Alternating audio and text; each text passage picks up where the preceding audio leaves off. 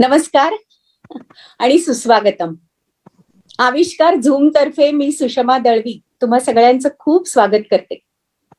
आमचा हा आविष्कार झूम ग्रुप रसिक मोहिनी सारख्या नावाजलेल्या संस्थेशी, त्यांच्या संचालिका आणि अभिनेत्री भाग्यश्री देसाई यांच्याशी आणि लेखक, दिग्दर्शक आणि अभिनेते विजय पटवर्धन यांच्याशी जोडला जातोय. याचं मला खरंच खूप अप्रूप वाटतंय. विजयजी, मी तुम्हाला कालच पाहिलं वैदेहीमध्ये. आमचा हा आविष्कार ग्रुप ऑडिओ ग्रुप होता. त्याची स्थापना आम्ही केली साधारण लॉकडाऊन काळात. लॉकडाऊन मध्ये सगळं ठप्प झालं होतं. अशा वेळेला आपली बुद्धी आणि आपल्या कला कौशल्यावर काही विपरीत परिणाम होऊ नये आणि आपले सगळे कलागुणांचे आविष्कार करता यावेत नियमित, यासाठी हा ग्रुप स्थापन झाला. सुदैवाने आम्हाला विविध क्षेत्रातले म्हणजे नाटकवाले, संगीत नाटकवाले, लेखक, इव्हेंट मॅनेजमेंट, कादंबरीकार, शिक्षण क्षेत्रातले प्रोफेसर आणि टीव्हीवर काम करणारे, त्याचबरोबर माझ्यासारखे अमॅच्युअर पण थोडेफार कलाकार असे सभासद मिळाले आणि त्याच्यामुळे वेगवेगळ्या विषयांवर आधारित असे आम्ही आमच्या आविष्कारांमधनं जवळजवळ 14-15 अंक, ऑडिओ अंक तयार केले. त्यामध्ये लेख, एकपात्री, नाट्यप्रयोग, कथा, कविता असं सगळं होतं. पण नंतर आम्हाला वाटलं की आता व्हिडिओ माध्यमात सुरू केलं पाहिजे, व्हिडिओ माध्यमात जायला पाहिजे. तर आणि त्याला सहकार्य केलं संजय गोसावी यांनी. या झूम व्हिडिओ माध्यमात जाण्याचा मनसुबा याचसाठी की आमच्या आविष्कारांबरोबरच तुमच्यासारख्या नावाजलेल्या लोकांबरोबर पण गप्पा मारता याव्यात आणि ह्याच अनुषंगाने उचललेलं हे पहिलं पाऊल. तर हे पुढे जाण्यासाठी मी खूप आनंदाने आणि त्याही पेक्षा जास्त उत्सुकतेने सगळी सूत्र आता आशुतोष नेर्लेकर यांच्याकडे देते. धन्यवाद. सगळ्यांना मनापासून नमस्कार, स्वागत सगळ्यांचं. आज आपले गेस्ट आहेत भाग्यश्रीजी देसाई आणि विजय पटवर्धन, दोघ जण. खरं तर दोघांची अशी औपचारिक ओळख करून द्यायची आवश्यकता नाहीये, कारण ते सगळेजण दोघही अतिशय आवडते सगळ्यांचे आणि परिचित असेच कलाकार आहेत. तरी सुद्धा एक थोडी माहिती ज्यांना अगदीच ते माहिती नसतील किंवा ज्यांनी फारशा सिरियस बघितल्या नसतील, मराठी सिनेमात थोडंसं कमी बघितले गेले असेल, त्यांच्यासाठी यांची ओळख करून द्यायची असेल तर ते खूपच वेळाचं काम आहे. मी त्या दोघांनी शॉर्ट मला इन्फॉर्मेशन पाठवलेले आहेत, त्या मी आणखीन शॉर्ट करून तुम्हाला सांगणार आहे. भाग्यश्रीजी देसाई या उद्योजिका, निर्माती, कवयित्री, अभिनेत्री आणि चित्रकार आहेत स्वतः. रसिक मोहिनी आणि रसिक मोहिनी आर्ट्स या निर्मिती संस्था याच्या त्या संचालिका सुद्धा आहेत. या रसिक मोहिनी आणि रसिक मोहिनी आर्ट्स मिळून त्यांनी नाटक, शॉर्ट फिल्म, सिनेमे आणि इतर स्टेज आणि कॅमेराशी रिलेटेड अनेक प्रोजेक्ट्स केलेले आहेत. त्यांनी काम केलेली नाटकं आता सध्या आमचं सुरू असलेलं ब्लाइंड गेम आहे, चिरंजीव वाईस ज्यांनी 500 प्रयोगांचा टप्पा ओलांडलेला आहे, भारतभर याचे प्रयोग झालेले आहेत. खूप गाजलेलं नाटक होतं ते. त्या व्यतिरिक्त गोष्ट जन्मांतरीची, लेकुरे उदंड झाली, जन्मरहस्य, टिटवाळा फास, सावित्री, अनेक नाटकं, संगीत नाटकातून त्यांनी काम केलेलं आहे. संगीत ययाती देवयानी, संशय कल्लोळ, मत्स्यगंधा अशी बरीच मराठी नाटकं त्यांच्या नावावरती आहेत. त्या व्यतिरिक्त मराठी सिनेमे आहेत ज्याच्यामध्ये त्यांनी होतं असं कधी कधी, दमलेल्या बाबाची कहाणी, वात्सल्य, राजवाडा, काय बाय, ऑनलाईन, कबड्डी, बरेच सिनेमे दिसत आहेत. सिरियल्स आहेत, लेक लाडकी, आगरची, ओढ लावी जीवा, कश्मकश, शॉर्ट फिल्म्स आहेत, वैशाख, टूटे पंख, महात्मा गांधी, सुरुवात, तूच माझी आई. अरे बापरे, या असंख्य त्यांच्या प्रोजेक्ट्स नंतर अभिनय आणि निर्मितीसाठी त्यांना अनेक पुरस्कार मिळालेले आहेत. त्यापैकी अगदी निवडक सांगायचं झालं तर चिरंजीव वाईसचे 500 पेक्षा अधिक प्रयोग झालेले आहेत. त्या संदर्भात त्यांना अनेक कलाकारासंबंधीचे पुरस्कार प्राप्त झालेले आहेत. वैशाख या PSFF मध्ये या शॉर्ट फिल्मला सर्वोत्कृष्ट लघुपटाचा 2य क्रमांक मिळवलेला होता त्यांनी. पुणे महानगरपालिकेचा कर्तृत्वमान महिला पुरस्कार त्यांना मिळालेला आहे. अखिल भारतीय मराठी नाट्य परिषदेचे शांता आपटे, नासी फडके, यशवंत दत्त हे 3 पुरस्कार, पुणे मराठी ग्रंथालयाचा उत्कृष्ट अभिनेत्री पुरस्कार, नीलमर पुरस्कार, नॅशनल युनिटी अवॉर्ड पुरस्कार, ही एक मोठीच्या मोठी लिस्ट आहे. आणि त्या व्यतिरिक्त आषाढ नावाचा एक त्यांचा हिंदी, मराठी, इंग्रजी असा एकत्र कविता असलेला त्यांचा एक काव्य संग्रह आहे. आणि या काव्य संग्रहाला तर आतापर्यंत 13 पुरस्कार प्राप्त झालेले आहेत आणि अजूनही मिळतच राहत आहेत. या एक दिग्गज व्यक्तिमत्वाशी आपण आज संवाद साधणार आहोत. आपले दुसरे आवडते कलाकार आहेत सगळ्यांचे, विजय पटवर्धन. विजय पटवर्धनला सगळेच जण सिरियलमध्ये किंवा विशेषतः विनोदी नाटकांमधून विशेष त्याची ओळख आहे. त्यालाही बरेच पुरस्कार प्राप्त झालेले आहेत. पुणे महानगरपालिकेचा उदयोन्मुख कलाकार हा पुरस्कार आहे. मराठी नाट्य परिषदेचा उत्कृष्ट दिग्दर्शक पुरस्कार आहे. उत्कृष्ट लेखक पुरस्कार आहे. गंधर्व परिवारातर्फे उत्कृष्ट अभिनेता पुरस्कार आहे. अनेक पुरस्कार त्याच्याही नावानं आहेत. त्याचे हिंदी चित्रपटांमध्ये आडोस पडोस नावाचा चित्रपट आहे. मराठी चित्रपट निर्मिती करत असताना, लेखन करत असताना उलाढाल, टार्गेट, ब्लफ मास्टर, संशय कल्लोळ, मालिकांमध्ये कामं केलेली असतील त्या मालिकांची नावं तुझं माझं जमेना, नावात काय आहे, पुणेरी मिसळ, माझा होशील का. अरे ही लिस्ट म्हणजे मी वाचत राहिलो तर यातच रात्र संपून जाईल. नाटकांचं तर बोलायलाच नको. सबसे बडा रुपया, आनंदी आनंद, देवा रे देवा, डार्लिंग डार्लिंग, कितीतरी नाटकं. आता त्याचं माझी बायको माझी मेवणी या नावाचं नाटक आता रंगभूमीवरती सुरू आहे. बायको कमाल मेहुणी धमाल, सॉरी, हे नाटक आता रंगभूमीवरती सुरू आहे. त्याच्यानंतर मराठी चित्रपट म्हटला तर पक पक पकाक, संशय कल्लोळ, चिंटू, झपाटलेला, बायको झाली गायब, बाबा लगेच. अरे बापरे, ही लिस्ट म्हणजे 50-60 सिनेमापर्यंत चाललेली आहे. हिंदी मालिकांमधनं त्यांनी काम केलंय. सोनपरी आहे, क्राईम पेट्रोल आहे, बऱ्याच मराठी सिरियल्स अजूनही त्याने नवीन नवीन जशा येतात तशा तो लिहित जातोय. कितीतरी सिरियल्स दिसतात. मन उधाण वाऱ्याचे, बोलंदाजी, इथेच टाका तंबू, तिमीर कथा, भूमिपुत्र, नावात काय आहे, काय सांगता काय, वैदेही. बाप रे, हे त्याच्यानंतर फू बाई फू या कार्यक्रमाच्या 4थ्या पर्वाचे सतीश तारे बरोबर विजेतेपद देखील विजय पटवर्धनला मिळालेलं आहे. अभिनंदन विजय. अनेक मालिका, अनेक चित्रपट, अनेक सिरियल्स मधून आपण त्याला अजूनही बघत आहोत. मला विशेष करून विजय पटवर्धनचं आवडलेलं नाटक म्हणजे रानभूल. त्याच्यात त्यांनी एकदम हटके आणि अप्रतिम रोल केलेला होता. तो मला खूप आवडलेला होता. या अशा 2 दिग्गज व्यक्तिमत्वांबरोबर आज आपण संवाद साधणार आहोत. आपण आपल्या संवादाला सुरुवात करूया. या संवाद साधत असताना आपण एक युनिव्हर्सल रूल अप्लाय करूया की पहिला प्रश्न कुणाला विचारायचा, तर लेडीज फर्स्ट.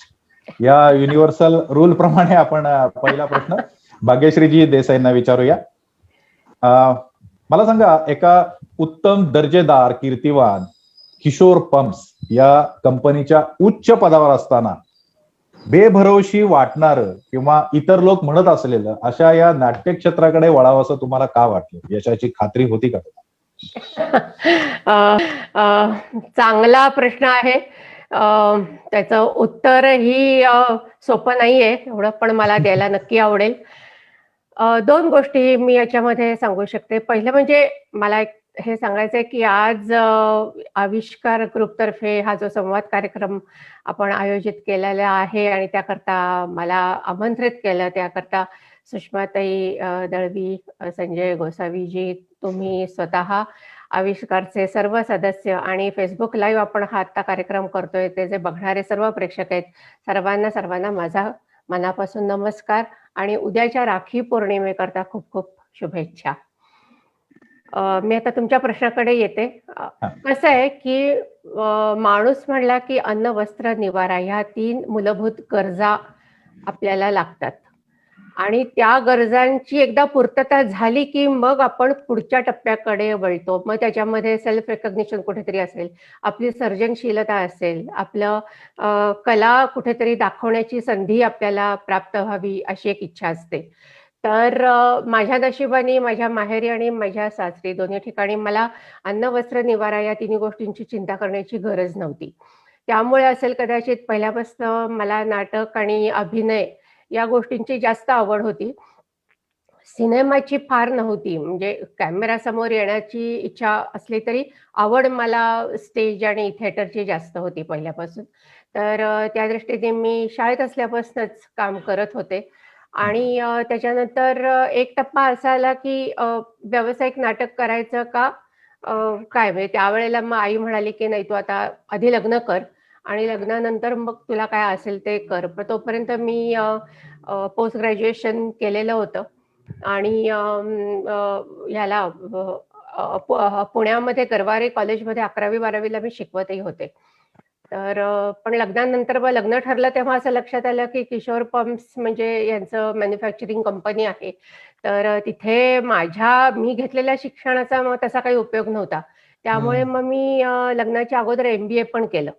हम्म, हम्म, हम्म. आणि MBA केल्यानंतर मग मी म्हणजे लग्न झाल्यानंतर कंपनीमध्ये मी एक्सपोर्ट डिव्हिजन पाहत होते. आणि म्हणजे पूर्ण वेळ लग्नानंतर संसार, मुलं, कंपनी एवढ्यातच मी रमलेली होते असं म्हणायचं. कारण ते कितपत खरं आहे मला माहिती नाही. कारण मधून-मधून मला एकदम असं हे व्हायचं, की अरे आपण नाटक करत नाहीये, आपण कुठल्या नाटकात एखादं काम करायला पाहिजे किंवा काय.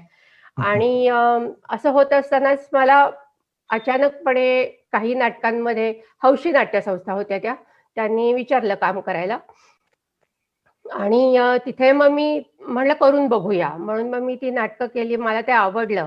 म्हणजे जे चाकोरीबद्ध जीवन चाललेलं होतं, की कंपनी, मुलं, घर, संसार आणि हे सगळं. तर त्याच्यातनं ते थोडंसं बाहेर पडायला मला बरं वाटायला लागलं. आणि मला सांगायला इथे नक्की आवडेल, की अनेक मुलींचं असं असतं, की साधारण अ, लग्नाच्या आधीपर्यंत त्यांचं करिअर असतं आणि लग्नानंतर बऱ्यापैकी मग त्या संसारात रमून जातात. माझ्या बाबतीत बरोबर उलटं असं झालं, की मी लग्नाआधी हौशी रंगमंच फक्त केलेला होता. पण लग्नानंतर माझ्या मिस्टरांनी पण मला खूप सपोर्ट केला आणि त्याच्यानंतर मी खऱ्या अर्थाने व्यावसायिक रंगभूमी आणि सिनेमा वगैरे सीरियल हे सगळं माझं चालू झालं. मुलं तोपर्यंत थोडी मोठी झालेली होती. त्यामुळे त्यांच्याकडे पूर्ण वेळ लक्ष द्यायची गरज नव्हती. आणि अशा ह्याच्यामध्ये तुम्ही जे म्हणलात, की ते कंपनी सोडून या ठिकाणी यावंसं का वाटलं?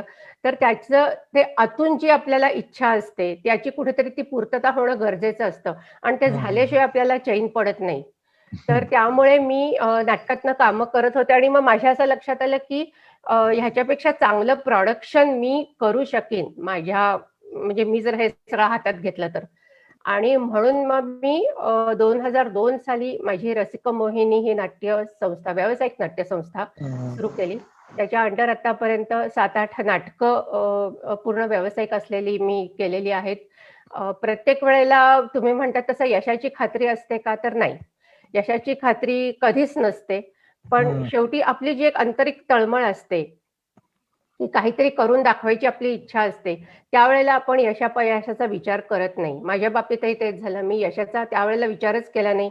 हां, आता मला सगळं स्थिर झाल्यावर आता मला कळतंय, की कुठलं नाटक केल्यावर मला यश मिळेल किंवा कुठला प्रोजेक्ट केल्यावर मला यश मिळेल.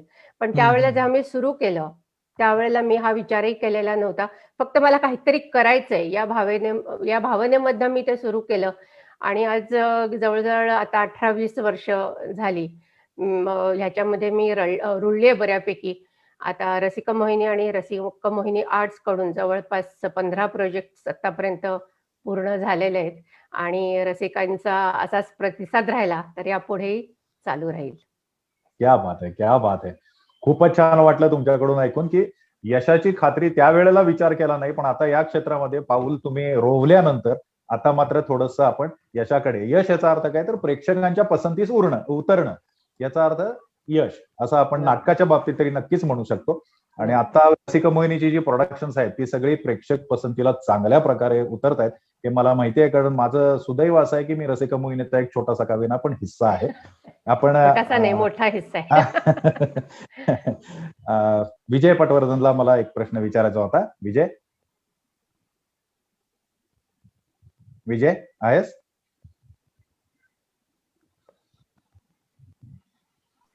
हॅलो विजय. येस, बोला. आहेस का? नाटक आणि कॅमेरा सृष्टीमध्ये तुझं नाव अगदी खरंच आदरानं घेतलं जातं. काहीकांना विजय पटवर्धन आहे असं सुद्धा मी स्वतः ऐकलेलं आहे. तर नाटकात अभिनय तू कधीपासून करायला लागला असा एक, आणि नाटक आधी सुरू झालं का कॅमेरा आधी सुरू झाला? सगळ्यांना आधी धन्यवाद मला इथे बोलवलं त्याबद्दल.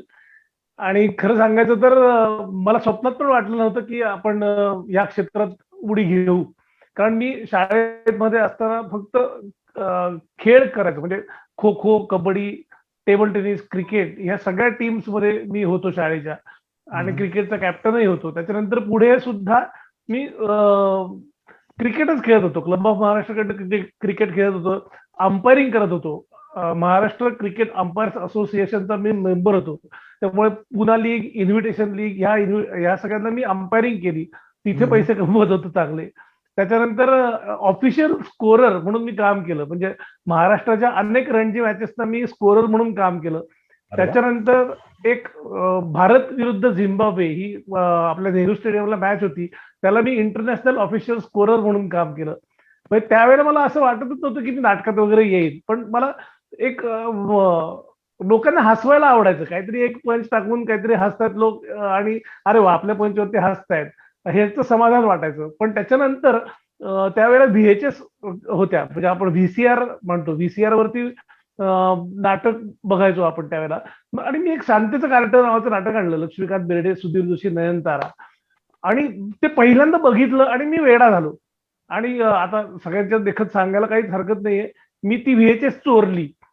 म्हणजे मी ती परत दिलीच नाही. ती रेंटवरती आणली होती, ती परत दिलीच नाही. आणि त्या नाटकाची अखंड खूप पारायण केली. ते नाटक तोंडपाठ झालं होतं माझं त्यावेळेला.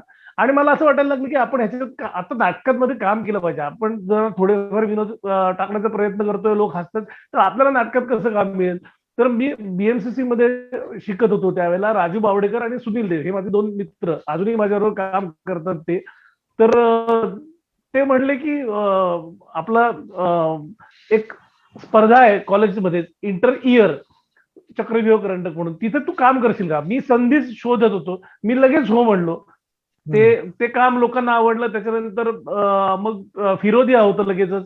फिरोदियामध्ये काम केलं, ते लोकांना आवडलं. मग सुट्टी सुरू झाली. मग काय करायचं आता एकदा रंग फासला होता, आता काहीतरी करायचं.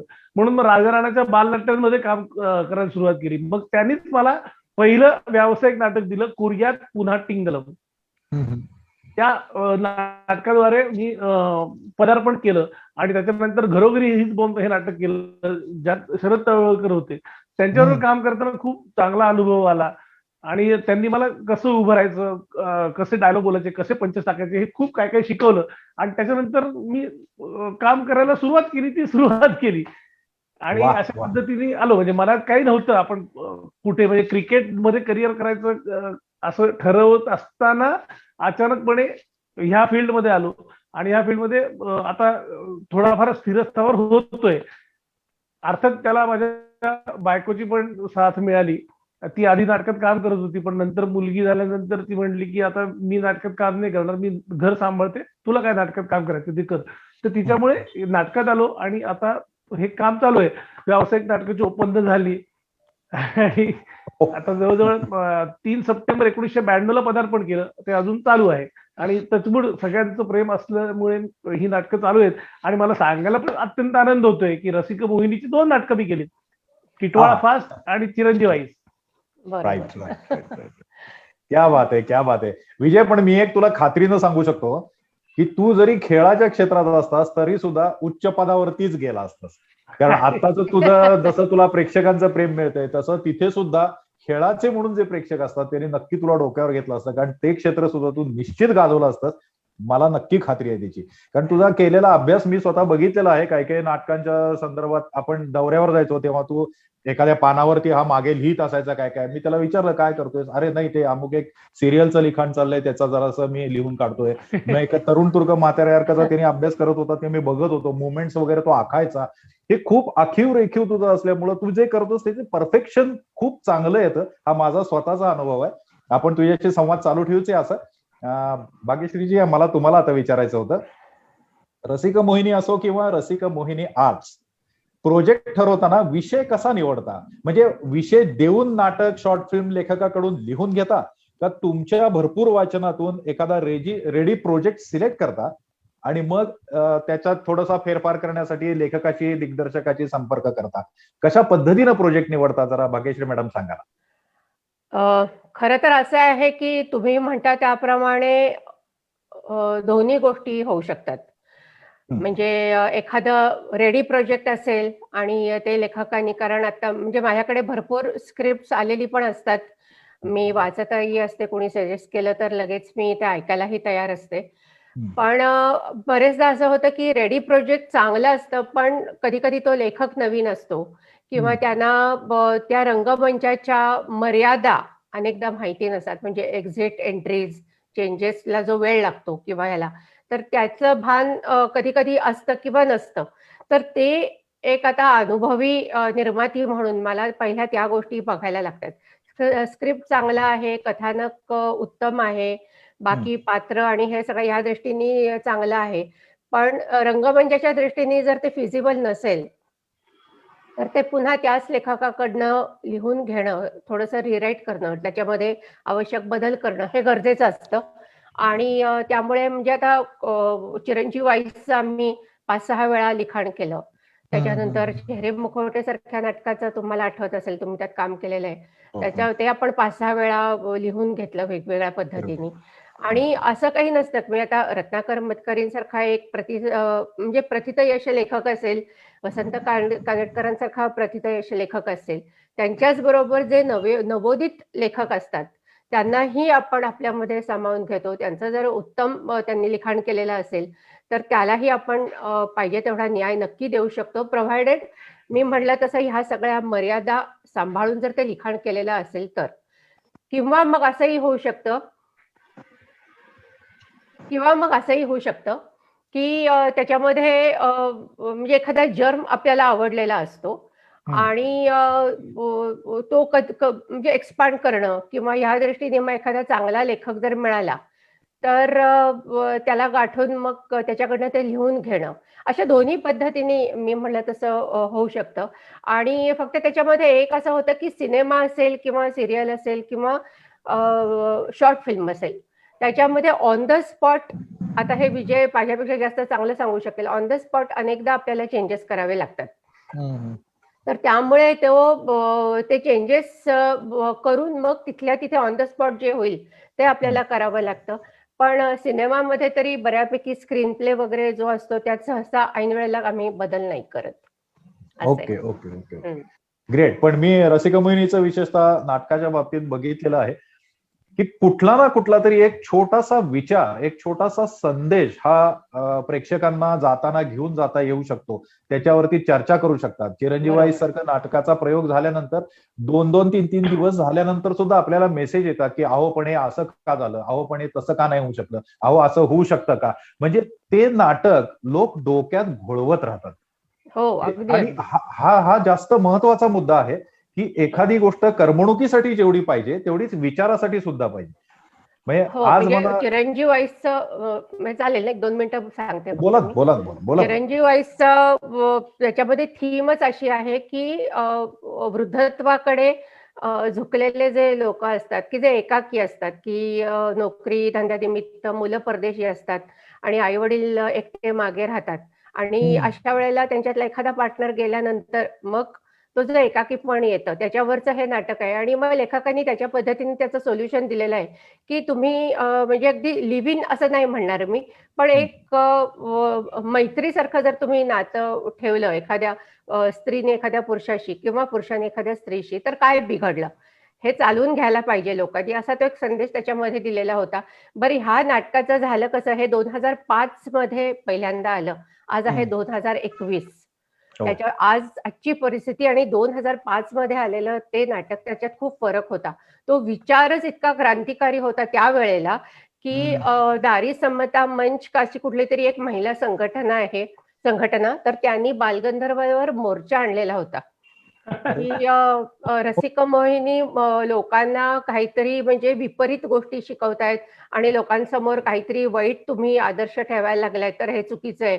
अशा पद्धतीने आम्ही त्यांना म्हटलं तुम्ही नाटक बघा, नाटकामध्ये कुठेही तुम्हाला अशा गोष्टी दिसल्या तर मी तिथल्या तिथे नाटक थांबवीन. मग त्या 2-3 बायका येऊन बसल्या नाटकाला, त्यांनी पाहिलं.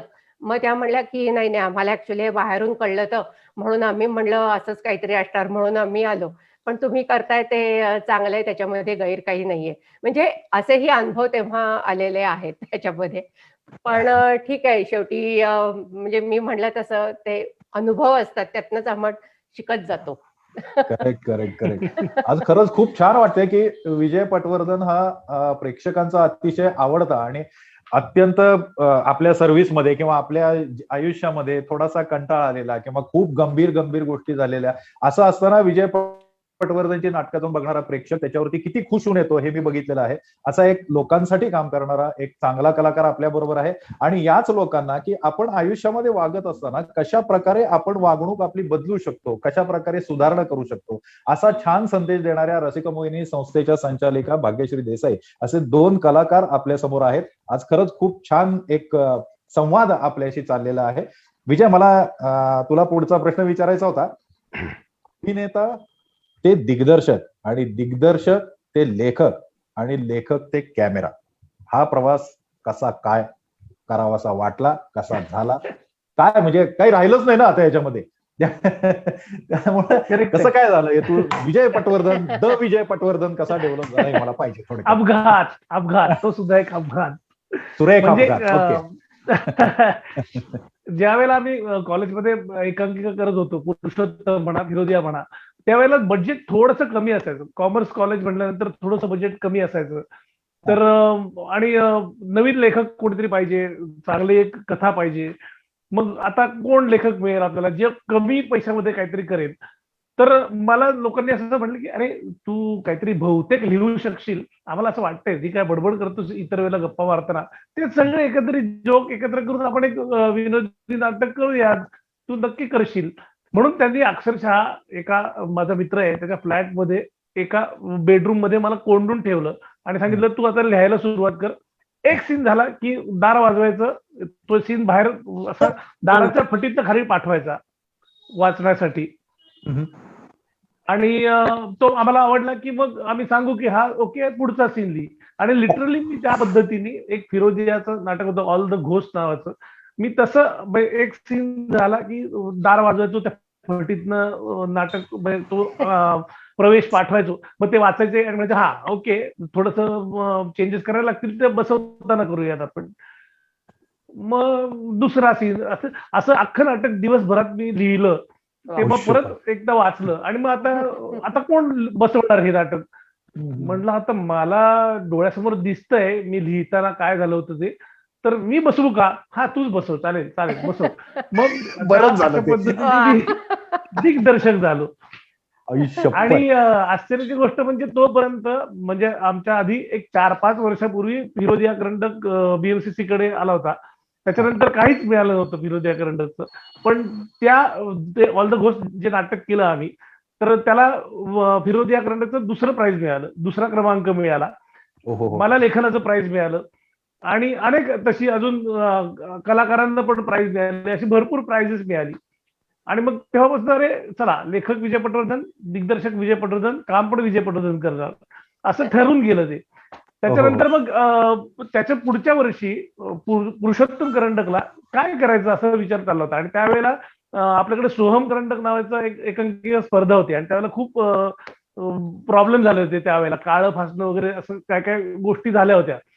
तर ह्या प्रकरणावरती आपण काही करता येईल का, की हे काळं फासणं चुकीचं आहे का, ह्या नाटकामध्ये जी काही विटंबना होती किंवा विडंबन केलं होतं ते चुकीचं होतं का, काय होतं, अशा गोष्टींवरती चर्चा करून एखादं नाटक झालं तर ओके आपण तसं करूयात. असं करून आम्ही एक 4-5 जण त्याच मित्राच्या फ्लॅटमध्ये पुन्हा बसलो आणि गप्पा मारायला लागलो आणि एक फक्त टेप रेकॉर्डर मध्ये ठेवला होता. प्रत्येकाने एक भूमिका घ्यायची, नाटकवाले बरोबर होते, ही माझी भूमिका असेल तर मी त्या पद्धतीने बोलायला सुरुवात करायची. एक जण आहे की ज्यांनी काळं फासलं ते बरोबर आहेत त्यांच्या भूमिकेतून तुम्ही बोला. एक जण आहे जे न्यूट्रल आहेत ते त्यांच्या पद्धतीने बोलतील आणि एक माणूस आहे आपल्यापर्यंत काय आलं नाही ना आपण कशाला ह्या विषयावरती बोलायचंय अशा पद्धतीने बोलू. अशा आम्ही गप्पा मारायला सुरुवात केली. ते सगळं टेप रेकॉर्ड केलं ते आणि ते ऐकत ऐकत मी ती एकांकिका लिहिली तो अर्धा तास नावाची, जी प्रचंड गाजली. खूप लोकांना आवडली कारण तो ज्वलंत विषय होता आणि त्याच्याबद्दल पण मला नाटकाचं लेखक म्हणून प्राइज मिळालं, दिग्दर्शनाचं नाही मिळालं पण अभिनयाचं प्राइज मिळालं त्याच्यात. अशा पद्धतीने एक लेखक दिग्दर्शक आपोआप घडत गेला असं म्हणून. पण माझ्या बाकीच्या लोकांमुळे ते सगळं घडलं कारण त्यांनी माझ्यावरती तेवढा विश्वास दाखवला आणि मी सांगेन ते ऐकत गेले. ते त्यांची प्रगती झाली, माझी प्रगती झाली. आणि त्याच्या पुढच्या वर्षी म्हणजे फिरोदियाच्या वेळेला आम्ही जे मागच्या वर्षी ऑल द घोस्ट केलं होतं, आता दुसरं काय करायचं माझ्या डोक्यात फक्त विचार आला की आता 10 दिवस राहिलेले आहेत, आपण एक करूयात याचा सिक्वल काढूयात, ऑल द घोस्टचा पार्ट 2 काढूयात आणि त्या पद्धतीने all the ghost part 2 ghost day out म्हणून लिहिलं आणि त्यालाही प्राइज मिळालं, त्यालाही मला लेखनाचं प्राइज मिळालं. आणि अशा पद्धतीने मी एक काय म्हणतात त्याला अपघाती लेखक दिग्दर्शक झालो.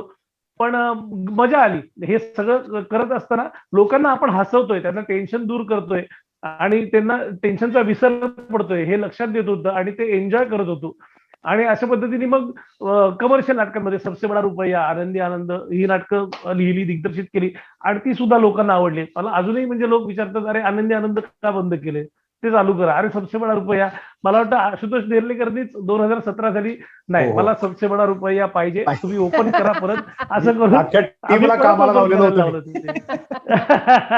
तर प्रचंड प्रेमात होता त्या नाटकाच्या. त्यामुळे मग असं लोकांचं प्रेम मिळत गेलं आणि तो हुरूप जास्त आला की हा आपण व्यवस्थित चांगलं काहीतरी लिहू शकतोय. मग अशा पद्धतीने काही सिरियस लिहिल्या, काही फिल्म्स लिहिल्या आणि अजूनही चालू आहे ते लेखन वगैरे. पण ते सगळं मला सपोर्ट खूप चांगला मिळाला माझ्या कॉलेजमधनं, माझ्या सहकलाकारांकडनं. त्यामुळे मी हे सगळं करू शकलो. राईट. आणि कॅमेराकडे कसा वळलास मग, ऑन कॅमेरा? आणि मग अर्थातच आता पाया पक्का, म्हणजे आपण नाटक ह्या सगळ्याचा पाया धरूया, तो पाया पक्का झाला होता. आणि एक दिवस अचानक पकपक पकाकसाठी ऑडिशन होती आणि त्या पकपक पकाकच्या ऑडिशनला मी गेलो होतो. तिथे गिरणीवाल्याचं एक छोटस पात्र होतं, त्या पात्राचे ऑडिशन द्यायला मी तिथे गेलो होतो. आणि मला ऑडिशन देण्याकरता जे स्क्रिप्ट आलं होतं ते मास्तरचं होतं. ते मास्तरचं स्क्रिप्ट मी थोडस नाकात बोलून असं केलं, ते लोकांना आवडलं. म्हटलं ठीक आहे, तुमचं होईल कदाचित काम, बघूयात आपण, कळवतो आम्ही तुम्हाला. आणि त्याच्यानंतर डायरेक्ट मला गौतम जोगळेकरांचा फोन आला की तुला मी घेतलंय फिल्म मध्ये, तू त्या मास्तरची भूमिका करायची. म्हटलं अहो मी त्या गिरणीवाल्याच्या रोलसाठी आलो होतो. नाही नाही, मला मास्तर जसा पाहिजे होता तसाच तू केलास, त्यामुळे तू आता तू मास्तर करायचा. पण आता एक छोटस 2 मिनिटं फक्त जास्त घेतो. पण त्यावेळेला ऑल द बेस्ट नावाचं नाटक जे अत्यंत अप्रतिम चाललं होतं, त्यात मी भैराची भूमिका करत होतो, ते नाटक जोरात चाललं होतं आणि त्याच्या तारखा पडल्या होत्या आणि शूटिंग आलं होतं. आता समजा 15 तारखेला शूटिंग होतं आणि माझी 12 तारखेला आधी नाटकाची तारीख आलेली होती. पण काहीतरी त्यांचा प्रॉब्लेम आला आणि त्यांनी सांगितलं की 15ला शूटिंग नाही चालू होते, आपलं 12 तारखेला शूटिंग चालू होते, तुला 12 तारखेला यायला लागेल. मला टेन्शन आलं. म्हणलं हे पहिलं पिक्चर आहे आणि 12 तारखेला माझा प्रयोग आहे टीएफ स्पार्कला, मी नाही येऊ शकत म्हटल्यावरती ठीक आहे बघूया आता आपण, असं करून त्यांनी ठेवून दिला. त्यांचे सतत फोन यायला लागले मला की तुम्ही काहीतरी करताय, तुमची पहिली फिल्म आहे, तुम्ही काहीतरी करा, तिथे ऍडजस्टमेंट करा, तिथे रिप्लेसमेंट द्या. म्हटलं अहो नाही, मी पहिली तारीख त्यांना दिली आहे, मला प्रयोग करायला लागणार आहे. असं करत करत रात्रीचे जवळजवळ 1:30-1:45 वाजले होते आणि मी आशा सोडून दिली की आता आपल्याला तो पिक्चर मिळणार नाही, आता आपल्याला काही बोलवणार नाही. 1:30-1:45 वाजता परत गौतमजींचा फोन आला. ते म्हणले काय प्रॉब्लेम आहे तुला? म्हटलं सर कमिटमेंट आहे, मी नाटकाला तारीख दिलेली आहे, ती नाही मी सोडू शकत, मला पिक्चर नाही करता आलं, सॉरी माझी चूक आहे, पण मी नाही करणार फिल्म. ते म्हणले तुला किती वाजता जायचंय? आपलं मंचरला शूटिंग आहे, तुझा प्रयोग किती वाजता आहे? म्हटलं 5 वाजता प्रयोग आहे. ठीक आहे, मी तुला 12:30 पर्यंत सोडलं तर तू जाशील? म्हटलं हो, मी बाईक घेऊन येईन शूटिंगला आणि बाईकवरनं जाईन. ते म्हणले ठीक आहे, तुला 12 वाजता सोडलं. वा. मी त्या दिवशी मग मी गेलो तिकडे, शूटिंगला गेलो. पण प्रॉब्लेम असा झाला होता की पिक्चरचा पहिला दिवस होता तो आणि सगळेच इक्विपमेंट्स वगैरे मंचरला यायला खूप वेळ लागला आणि जवळजवळ 12 वाजता सगळे ट्रक तिथे पोहोचले. माझा जीव खालीवर की आता काय होणार आहे. पण गौतम सर आले, माझ्याकडे घड्याळ दाखवलं, असं 12 वाजले, तू जा. शूटिंग नाही झालं, काही नाही झालं आणि मला म्हणले तू जा. म्हणलं आता गेली फिल्म, आता गेली. मी जसंच रडत खडत आपलं बाईक काढली, प्रयोगाला गेलो, प्रयोग झाला वगैरे वगैरे. आणि परत 8 दिवसानंतर मला फोन आला, तू पिक्चर मध्ये आहेस, तुझं काम ठेवलेलं आहे, कारण तुझी जी कमिटमेंट आहे ती आम्हाला आवडली. त्या कमिटमेंटमुळे तुला मी पिक्चर मधून काढलेलं नाहीये, त्या जो काय सीन होता तिथे फक्त तुला काढून टाकलं, पण बाकीच्या पिक्चर मध्ये तू आहेस. आणि अशा पद्धतीने ती फिल्म मिळाली आणि ती लोकांना खूप आवडला तो मास्तर. म्हणजे अजूनही काही लोक येतात आणि अरे पक पक पकाक मधला मास्तर असं येऊन म्हणतात, पण ते गौतम सरांमुळे. त्यांनी जर का त्यावेळेला असं डिसिजन घेतलं असतं, हा माणूस नको आपल्याला, दुसरा कोणतरी घेऊयात, तर कदाचित माझ्या हातात ते काम नसतं आणि पुढे काय झालं असतं माहित नाही. पण अशा पद्धतीने कॅमेराच्या समोर आलो, त्याच्यानंतर मालिका केल्या, त्या लोकांना आवडल्या आणि आता तो प्रवास वैदेहीपर्यंत आला. अरे क्या बात आहे, क्या बात आहे. मंडळी, दोन गोष्टी या दोघांच्याकडनंही म्हणजे भाग्यश्री मॅडम आणि विजयकडून आपल्याला कळतायत. त्या म्हणजे हे काही त्यांना त्यांच्याकडे असलेली कला ही काही विरासत म्हणून त्यांना नाही मिळालेली. त्यासाठी त्यांना शून्यातून सुरुवात करावी लागली, त्यांना धडपडावं लागले, फेल्युअर्स घ्यावी लागली आहेत, चर्चा कराव्या लागल्या आहेत, मित्रांबरोबर बसावं नाही बसावं लागलंय चर्चेसाठी. त्याच्यानंतर वेगवेगळे विषय त्यांच्या समोर आपले मांडावे लागले, त्याच्यात त्यांनी सांगितलेले बदल करावे लागले, खूप धडपड करावी लागलेली आहे, विचार करावा लागलाय, कदाचित त्यासाठी त्यांना रात्री रात्री झोपही आलेली नसेल. हे सगळं विरासत नाही आहे, ही सगळी त्यांची कष्टाची कमाई आहे. आणि दुसरी गोष्ट समजते म्हणजे कमिटमेंट. आपण एखादी गोष्ट, विशेषतः आत्ताच्या नवीन पिढीला हे नक्की माहिती असायला पाहिजे, 20-22 वर्षाची जी मुलं असतील, की आपण एखादी गोष्ट कमिट केली, मला नाटक मिळते व नाटकात बोलवलं आणि त्याच वेळेला सिरियलचं जर 30 तारीख पडली तर ते नाटक सोडून देऊन सिरियलकडे वळतात, सिरियलची तारीख सोडून देऊन सिनेमाकडे वळतात. हे जे बऱ्याच ठिकाणी मला सुद्धा असे अनुभव असलेल्या लोकांनी सांगितलेलं होतं की अरे असं असं झालंय वगैरे. तर ही कमिटमेंट ही गोष्ट असते, या विरासत नसताना कष्टाने मिळवणं आणि कमिटमेंट, या दोन गोष्टींमुळे तुम्ही माणूस म्हणून मोठे होता. तुम्ही आधी माणूस असता आणि नंतर कलाकार असता, हे नक्की लक्षात ठेवण्यासारखी गोष्ट आहे. आता मला भाग्यश्री देसाईंना एक वेगळा प्रश्न विचारायचा होता, म्हणजे नाटक सिनेमा सोडून. भाग्यश्रीजी, मला सांगा, कविता करण्याकडे तुम्ही कशा वळलात एकदम? आणि कविता म्हणजे अहो काय, क्या बात आहे. म्हणजे मी त्या आषाढच्या प्रकाशन समारंभाला सुद्धा होतो, आषाढ मधल्या कविता मी स्वतः वाचल्यात. एक्सलंट कविता आहेत, म्हणजे एका सराईत कवीनं लिहिलेल्या कविता वाटाव्यात इतक्या त्या सुरेख कविता आहेत. आणि कशा तर हिंदी, मराठी आणि इंग्लिश या तीनही भाषातून या कशा काय तुम्ही कविता करण्याकडे वळल्या? त्याचं काही विशेष, हिंदी विशेषतः त्याचं काही शिक्षण घेतलं उर्दूचं, हिंदीचं का काय? आणि या सगळ्यांनंतर हे सांगून झाल्यावर एक छानशी हिंदी कविता म्हणून दाखवा. वा. बर. नाही, आता सुरुवात अशी करते मी की 2014 साली अचानक मला माहित नाही, म्हणजे मला कविता एकदम अचानक सुचायला लागल्या आणि ज्या सुचायला लागल्या त्या इंग्लिश मधनं सुचायला लागल्या. मी 2-3 इंग्लिश मधल्या कविता केल्या, मग मराठीतल्या केल्या. आणि मला असं वाटतं अचानक सुचणं हे काय असतं, म्हणजे मला आता तेव्हा कळलं. तेव्हा तोपर्यंत मला जर त्याच्या आधी एखादं वर्ष जरी कोणी सांगितलं असतं की तू असं असं कविता वगैरे करणार आहेस आणि पुस्तकही काढशील, तर माझा विश्वासही बसला नसता त्याच्यावर.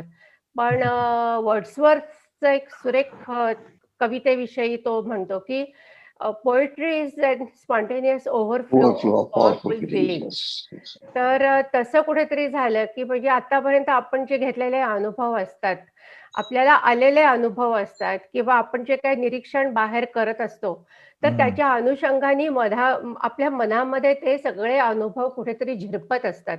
आणि ते जे झिरपणं असतं त्याचं एक कुठेतरी साचलेपण मला असं वाटतं नंतर येतं आणि मग एक उद्रेक होतो. आणि तो उद्रेक चांगल्या अर्थाने उद्रेक होतो, तो कवितांच्या रूपात होतो असं मला वाटतं.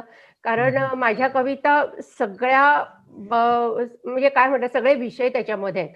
अगदी पायपुसण्यासारखा एक विषय असेल, ज्याच्याकडे आपण कधी लक्षही देत नाही आयुष्यात, असाही विषय असेल, किंवा म्हणजे पत्रिकेसारखा विषय. तर अशा अनेक विषय त्याच्यामध्ये आलेले होते. आणि मी तेवढ्या म्हणजे 2014 ते 2000 आता 2021 पर्यंत जवळ माझ्या 250-300 कविता लिहून झाल्या. मग 2018 मध्ये मी सिलेक्टेड त्यातल्या जवळजवळ 57 ते 60 कवितांचा समावेश असलेलं आषाढ हा काव्यसंग्रह त्याचं प्रकाशन केलं. आणि जसं आशुतोषनी आता सांगितलं त्याप्रमाणे 13 पुरस्कार आता मला प्राप्त झाले. मला माहिती पण नव्हतं की पुरस्कार असतात याला, पण ते कळलं मला नंतर. इंग्लिश कवितांचं हिंदी कवितांचं जे तुम्ही म्हणता त्याचा एक छोटासा अनुभव मला या ठिकाणी सांगायला आवडेल, की जो मी प्रत्येक वेळेला सांगते आणि अजूनही मला या गोष्टीचं आश्चर्य वाटतंय. हिंदी कविता मी अचानक करायला सुरुवात केली. माझं शिक्षण जरी मराठीतलं इंग्लिशमधलं झालेलं असलं तरी मला हिंदीचे एक चांगले सर आम्हाला होते, शहा सर म्हणून शाळेमध्ये असताना. आणि त्यांचं उत्तम हिंदी होतं आणि त्यांच्यामुळे कदाचित मला हिंदीची गोडी लागलेली होती. त्याच्यानंतर आपण आपोआपच बॉलिवूडचे पिक्चर्स किंवा काय बघत असतो. ते हिंदी, फक्त मराठी माणसाचं कसं असतं की हिंदी येत असतं, लिहिता येतं, बोलताना थोडंसं कॉन्फिडन्स नसतो आपल्या बाबतीत, तेवढंच होतं. पण माझ्या बाबतीत असं झालं की हिंदी कविता मला ह्या अचानक पहाटे म्हणजे 2:30-3 हीच वेळ आणि तीच वेळ फक्त त्याच वेळेमध्ये हिंदी कविता अजूनही तेवढ्या सुचतात. म्हणजे एक स्टान्स असल्यासारखं मी अचानक झोपेतनं उठते, त्या कविता लिहून काढते. ते काय शब्द असतील, काय मला काहीही त्यावेळेला माहीत नसतं. सकाळी उठल्यानंतर जेव्हा मला लक्षात येतं, की काहीतरी झालंय, मी काहीतरी लिहून काढलंय आणि मी स्टडी रूममध्ये येऊन बघते, तर एक कविता तिथे लिहून झालेली असते.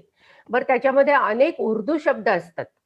म्हणजे ते आता उर्दू तर काही मी असं प्रॉपर शिक्षण त्याचं घेतलेलं नाहीये. आतिक शेख सरांकडनं काय थोडंफार टिप्स घेतल्या असतील मध्ये तेव्हा तेवढ्याच.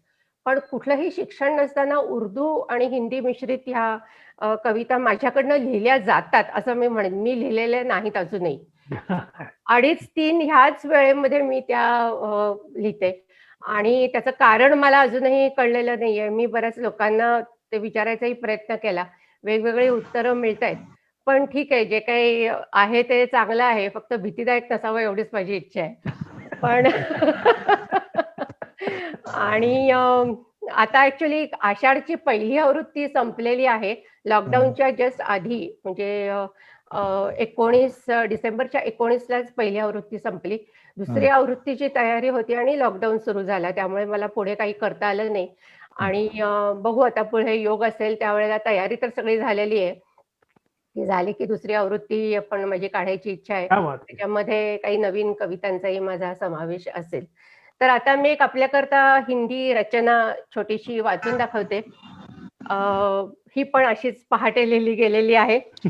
तर मी वाचते. कवितेचं नाव आहे आज भी अभी भी. आज कहते हैं हम ये नजदीकी बातें. आज कहते हैं हम ये नजदीकी बातें जो कह नहीं पाए कभी जब तुम होते थे सामने. गुजरते थे तुम जिस मोड़ से कभी कभी. गुजरते थे तुम जिस मोड़ से कभी कभी. खुशबू तुम्हारी बरकरार है. खुशबू तुम्हारी बरकरार है वहां आज भी अभी भी. वाह वाह. जिस झूले पे बैठ के शायरी लिखते थे कभी कभी. जिस झूले पे बैठ के शायरी लिखते थे कभी कभी. उसी झूले पे बैठकर हम याद करते हैं तुम्हें आज भी अभी भी. वाह वाह. क्या बात. पीते थे तुम जिस प्याली से चाय कभी कभी. पीते थे तुम जिस प्याली से चाय कभी कभी. उस प्याली में चीनी नहीं मिलाते हम आज भी आज भी अभी भी. अभी भी. वाह. कहते थे तुम पुरानी यादें दोहराने से क्या फायदा कभी कभी. कहते थे तुम पुरानी यादें दोहराने से क्या फायदा कभी कभी. पर सच कहूं तो वही यादें मेरे जीने का मकसद है आज भी अभी भी आज भी अभी भी. वा वा वा, वा, वा वा. वा. खूपच सुंदर, खूपच सुंदर. मला खात्री आहे क्या बात. सगळ्यांचे कॅमेरे आता ऑन आहेत, पण माईक ऑफ असले तरी सुद्धा सगळ्यांनी टाळ्या वाजवलेल्या असणार आहेत मला खात्री आहे. कारण ही Thank you. खूपच सुंदर कविता आहे आणि शब्दरचना याची खूप चांगली झालेली आहे. मला असं आवर्जून म्हणावं असं वाटतंय की तुम्हाला रोज रात्री 2:30 वाजता जागच येऊ नये. मला घाबरवू नका. तुमची भीती आमच्यासाठी आनंदाचं लक्षण असेल तर घाबरा तुम्ही. वा, खूप सुंदर कविता आणि क्या बात आहे, क्या बात आहे. काहीतरी एखादी छानशी घटना ऐकायला सुद्धा खूप प्रेक्षकांनाही मजा आली, मलाही मजा आली. आणि कवितेकडे तुमचा कल हा खूपच सुंदर आहे. मला वाटतं आषाढ पार्ट 2 आता लवकरच याची शक्यता सुद्धा असावी. इतक्या तुमच्या कविता साठल्या देखील असतील मला खात्री आहे. थँक्यू. विजय, आपण तुझ्याशी संवाद साधूया. टीव्ही मालिकातून तू विनोदी गंभीर दोन्ही भूमिका केलेल्या आहेस, पण नाटकाची कंपॅरिझन केली तर तुलनेनं विनोदी भूमिका जास्त साकारल्यास. म्हणजे हो. आपण तुझी 100 नाटकं म्हणली तर जवळजवळ 75 ते 80 नाटकं विनोदी भूमिकांची असतील. तर प्रेक्षकांची पसंती मला माहितीये की विनोदी नाटकाला जास्त असते आणि त्यात विजय पटवर्धन म्हणलं की खिडकीवरती उड्या पडतात, याची मी स्वतः बघितलेलीच आहे ही गोष्ट. तर तुला पहिल्यापासून विनोदाची विशेष अशी आवड होती का? असू दे, आपली आवड बाजूला ठेवू आपण. प्रेक्षकांसाठी आपण एक मनोरंजनाचं साधन घेऊन येतोय, आपण ह्याच्यातच स्पेशालिस्ट होऊया असा तू विचार केला होता? नाही, मला विनोदाची आवडच होती. मला हसायला आणि हसवायला खूप आवडतं. त्यामुळे माझं प्रत्येक वेळेला एकच हे असतं, काय म्हणूया त्याला, ब्रीदवाक्य, हसा आणि हसवत राहा किंवा हसत राहा हसवत राहा. त्यामुळे मला स्टेटस माझा तोच आहे. त्यामुळे मला खूप आवडतं. कारण काय आहे ना, आपण जेव्हा आयुष्य खूप जरा जडजड शब्द असतील, पण आपण आयुष्य जगतो त्यावेळेला अनेक प्रॉब्लेम्स येत असतात. कुठे ना कुठेतरी काहीतरी आपल्याला अपयश येत असतं, त्यांनी आपण उदास होत असतो. आणि प्रत्येक वेळेला महागाई वाढतीये, पेट्रोलचे भाव वाढतायत, हे होतंय ते होतंय, ते कोरोना आलाय, हे होतंय. त्यामुळे काही ना काहीतरी दडपण आहे, काही ना काहीतरी उदास विचार आहेत, आजूबाजूला वातावरण पण उदास असतं.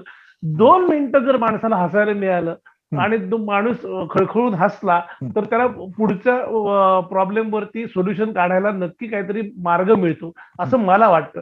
त्यामुळे मी लोकांना सतत हसवत ठेवूयात, विचार जास्त नका करू. जास्त टेन्शन घेतलं की तुमचं आयुष्य कमी होतं, पण तुम्ही जास्त जेवढे हसाल तेवढं तुमचं आयुष्य वाढत जातं असं माझा विश्वास आहे. त्यामुळे मला असं वाटतं की लोकांना हसवत ठेवूयात, लोक हसू देत.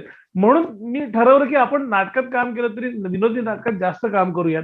आणि त्याचे रिझल्ट पण असे आले की मी विनोदी नाटकात कामं केल्यानंतर लोकांना आवडायला लागलं आणि लोक हसतायत म्हटल्यानंतर ते मला जास्त समाधान वाटायला लागलं की अरे क्या बात आहे. मग भले ते माझ्यावर असू देत किंवा माझ्या विनोदांवर हसू देत, लोक हसतायत ना, तर ते महत्वाचं आहे. आणि सगळ्यात थोडीशी हटकी गोष्ट अशी की हे चालूच होतं, नाटक सिनेमा याच्यावरनं लिहून हसवत होतो, काम करून हसवत होतो. पण ज्या वेळेला आपलं मागच्या वर्षी लॉकडाऊन आलं त्यावेळेला सगळंच बंद झालं होतं आणि जास्त उदास वातावरण झालं होतं. सतत कोरोनाचा कहर आहे, हे आहे ते आहे, इतके लोक जात आहेत, इतके लोक मरतायत, असं होतं, टेन्शन होतं लोकांना.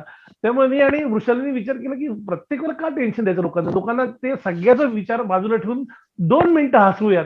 म्हणून मी आणि तिने आणि पौरवी आमच्या घरच्या सगळ्यांनी मिळून आम्ही हसा बिंदास तसा नावाची एक मालिका केली युट्यूब वरती, ज्याचे आम्ही जवळजवळ 213 भाग केले. आणि आमचं एकच ध्येय असं होतं की लोकांना 2 मिनिटं का होईना करोना विसरू देत आणि हसू देत. आणि अशा पद्धतीने आम्ही रोज एक एपिसोड न चुकता करत गेलो. त्यामुळे एकतर हा करोना काय आहे हे मी त्याच्याकडे लक्षच दिलं नाही, लोकांना हसवणं एवढं. त्यामुळे तो अख्खा दिवस आमचा आज काय करूया, कसं शूट करूया, कसं एडिट करूयात, कसं म्युझिक लावूयात याच्यातच गेला. आणि लोकांचं पण त्याच्यानंतर हळूहळू असं यायला लागलं की अरे आजचा एपिसोड नाही आला, आज काय झालंय, अरे आज जरा हे झालंय, अरे आजचा एपिसोड असा होता. म्हणजे लोक पण इन्व्हॉल्व्ह होत गेले आणि ते समाधान होतं. म्हणजे आतापर्यंत नाटक केलं, सिनेमा केला, मालिका केल्या, हे सगळं केलं, पण मला तो एक जो काळ होता त्या काळात लोकांना 2 मिनिटं का होईना कोरोना विसरून किंवा जे काय ताणतणाव आहेत ते विसरून लोकांना आम्ही हसायला लावलं, याचं समाधान आहे. आणि ती मिळकत आहे असं म्हणेन मी. इतके वर्ष जे काम करत होतो नाटक सिनेमांमध्ये, त्याचा थोडासा अनुभव तिथे उपयोगाला आला आणि लोकांनी खूप अप्रिशिएट केलं. लोक म्हटले की आम्हाला खूप बरं वाटायचं, आम्ही तुझ्या एपिसोडची वाट बघत असायचो. अशा अनेक जणांनी आम्हाला फोन केले, मेसेजेस केले. आणि जे मी ठरवून केलं होतं की लोकांना दडपण किंवा टेन्शन विसरायला लावून हसवणं, यासाठी ह्या क्षेत्रात आलो होतो, ते क्षेत्रात करतच होतो. पण ज्या वेळेला हे करणं आवश्यक होतं त्यावेळेला माझ्या आणि माझ्या बायकोच्या हातून, माझ्या सगळ्या कुटुंबियांच्या हातून ते घडलं, हे मला खूप समाधानाचं वाटतं. क्या बात आहे, क्या बात आहे. ध्येय ठेवलं होतं त्या ध्येयापर्यंत पोहोचतोय, प्रयत्न करतोय, अजून पोहोचलो नाहीये, पण त्या एका वर्षात खूप काही मिळवलं असं वाटतं. कारण लोकांनी खूप चांगली दुआ, आम्हाला खूप चांगले आशीर्वाद दिले की त्या वेळेत तुम्हाला हसवलं आम्हाला. आणि समाधान म्हणूया आपण, ह्या क्षेत्रात आलेल्या लोकांना हसवण्याचा प्रयत्न करतोय आणि अशा परिस्थितीत लोकांना हसवलंय, ह्याचं समाधान खूप आहे. वा वा वा वा. अगदी सगळ्या या संदर्भात मी एक प्रश्न विचारू का विजयजींना? मी तुम्हाला देणार आहे वेळ. आपले सगळे मुख्य प्रश्न विचारून संपले की मी तुम्हाला नक्की सांगणार आहे. त्यावेळेला आपला सेशनच असेल. ओके. विजय, मी तुला सगळ्या प्रेक्षकांच्या वतीनं अगदी अधिकारानं सांगतो की हसण्याचं काम अजिबात कधीही थांबवायचं नाही. प्रेक्षकांना सतत हसतच ठेवायचंयस तू, आणि त्याच्यामुळं आमच्या सगळ्यांचं जीवन खूप सुसह्य होतंय. त्यामुळं त्याची गरजही आहे आणि तू नक्की पूर्ण करतोयस. खूप खूप आभार विजय. तू हे हसण्याचं काम करतोयस. असं म्हणलं पण जातं की एखाद्या गांजलेल्या माणसाला तुम्ही हसवा, हे एक दैवी काम आहे. आणि विजय, तू हे दैवी काम निश्चितपणे उत्तम प्रकारे पार पाडतोयस. तू वृषाली असेल किंवा तुझी सगळी टीम, तुझी अख्खी टीम हे दैवी काम करत आहात. सगळ्यांचे खूप खूप आभार. भाग्यश्रीजी, मला तुम्हाला प्रश्न विचारायचा होता. मला सांगा, रसिक मोहिनीचे पुढचे प्लॅन्स काय असतील? काय ठरवलंय? नाटक? नाही, बरोबर आहे. रसिक मोहिनी आणि रसिक मोहिनी आर्ट्स या दोन्ही संस्थांकडनं, म्हणजे आपल्याला माहिती आहे तसं रसिक मोहिनी हे स्टेज शोज आणि नाटकं वगैरे आपण करतो. रसिक मोहिनी आर्ट्स हे स्क्रीनशी संदर्भात आहे. तर दोन्हीचे मिळून आतापर्यंत जवळपास 15 एक प्रोजेक्ट आतापर्यंत आपण केलेले आहेत. लॉकडाऊनच्या आधी आपलं एक तर ब्लाइंड गेम हे नाटक चालू होतच. म्हणजे ऑक्टोबर 2019ला आपण ते ओपन केलं आणि साधारण मार्चच्या पहिल्या आठवड्यापर्यंत 30 एक प्रयोग त्याचे झालेले होते. आपल्याला त्याच्यानंतर म्हणजे कुणालाच कल्पना नव्हती की असं काही पुढे होईल. माझे प्लॅन्स जे होते की एक म्हणजे वेब सिरीजचा आता जमाना आहे. आता नवीन काहीतरी आपण OTT प्लॅटफॉर्म्स आणि ह्या दृष्टीने बघतोय. सो माझा त्यावेळेला विचार होता, लेखनही चालू होतं, एकांकडून मी लिहूनही घेत होते.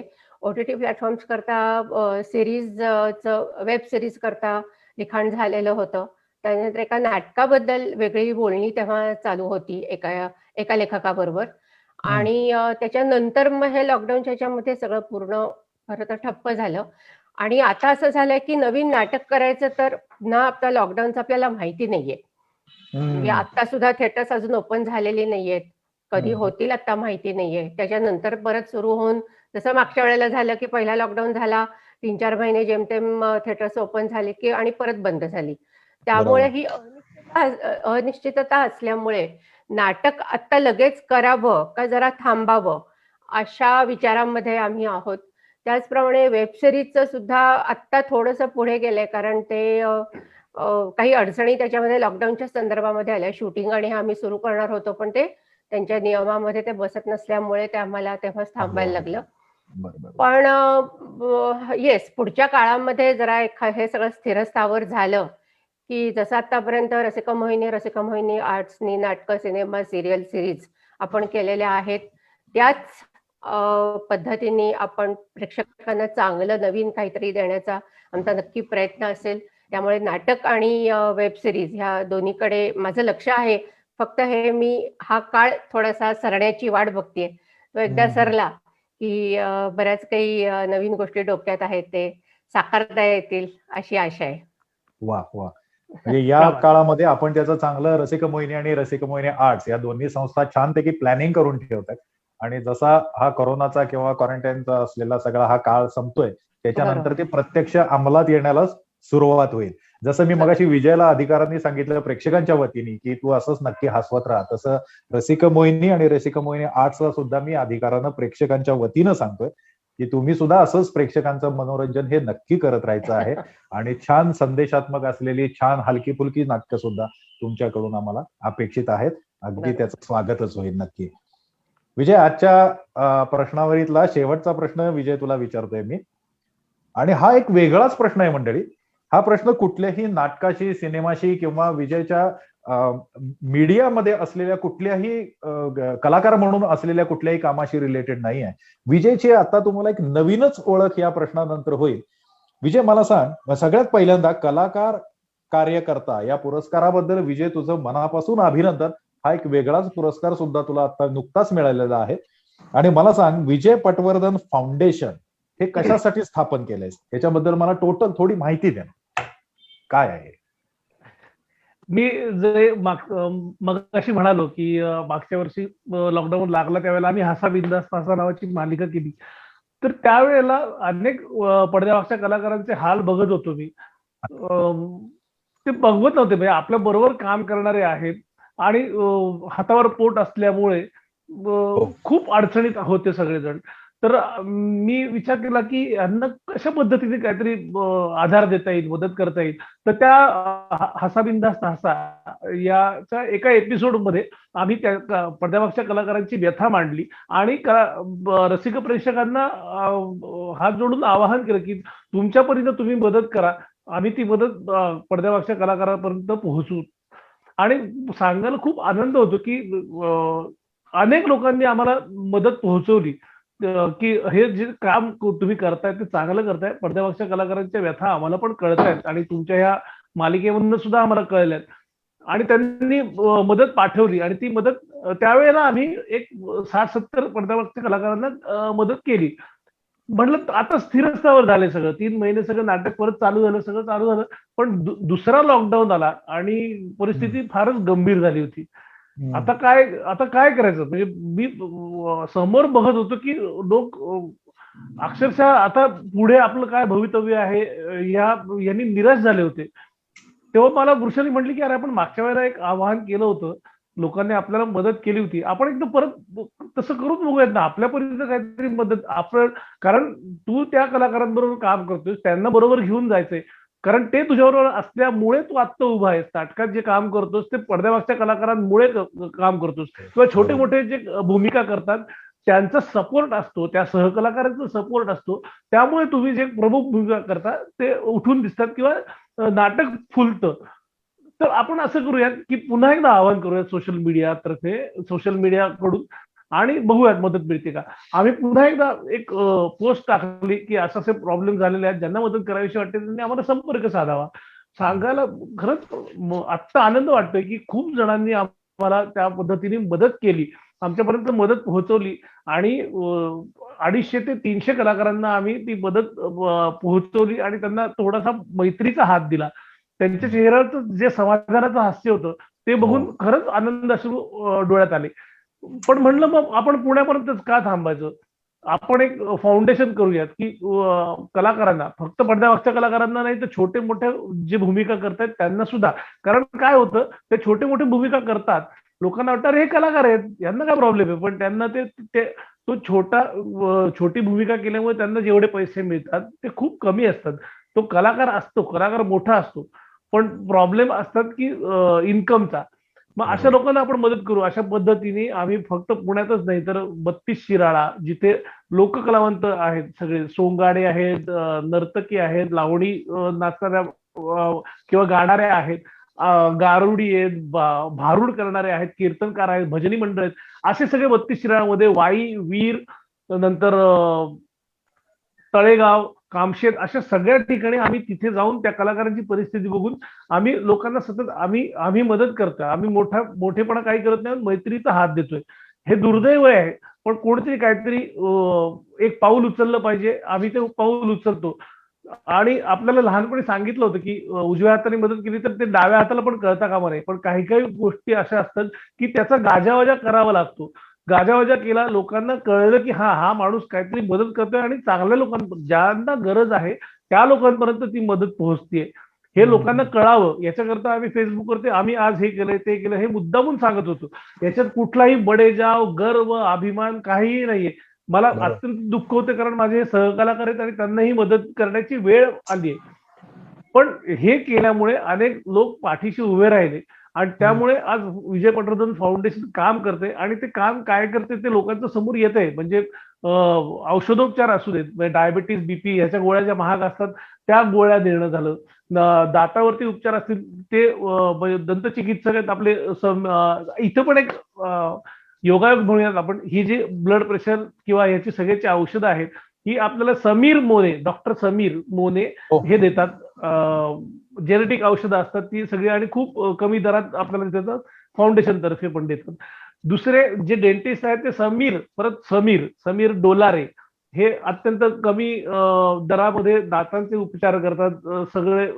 आणि हप्त्यावरती जर का तुमचं मोठं काही असेल तर ते हप्त्यावरती बांधून देतात, पण खूप कमी दरात काम करतात. आणि तिसरे आता समीर पोतनीस, जे नेत्ररोग तज्ञ आहेत, ते आपल्या बरोबर जोडण्याचा प्रयत्न चालू आहे आमचा आणि ते नक्कीच त्यांना पण आवडणार आहे आपल्याबरोबर काम करायला.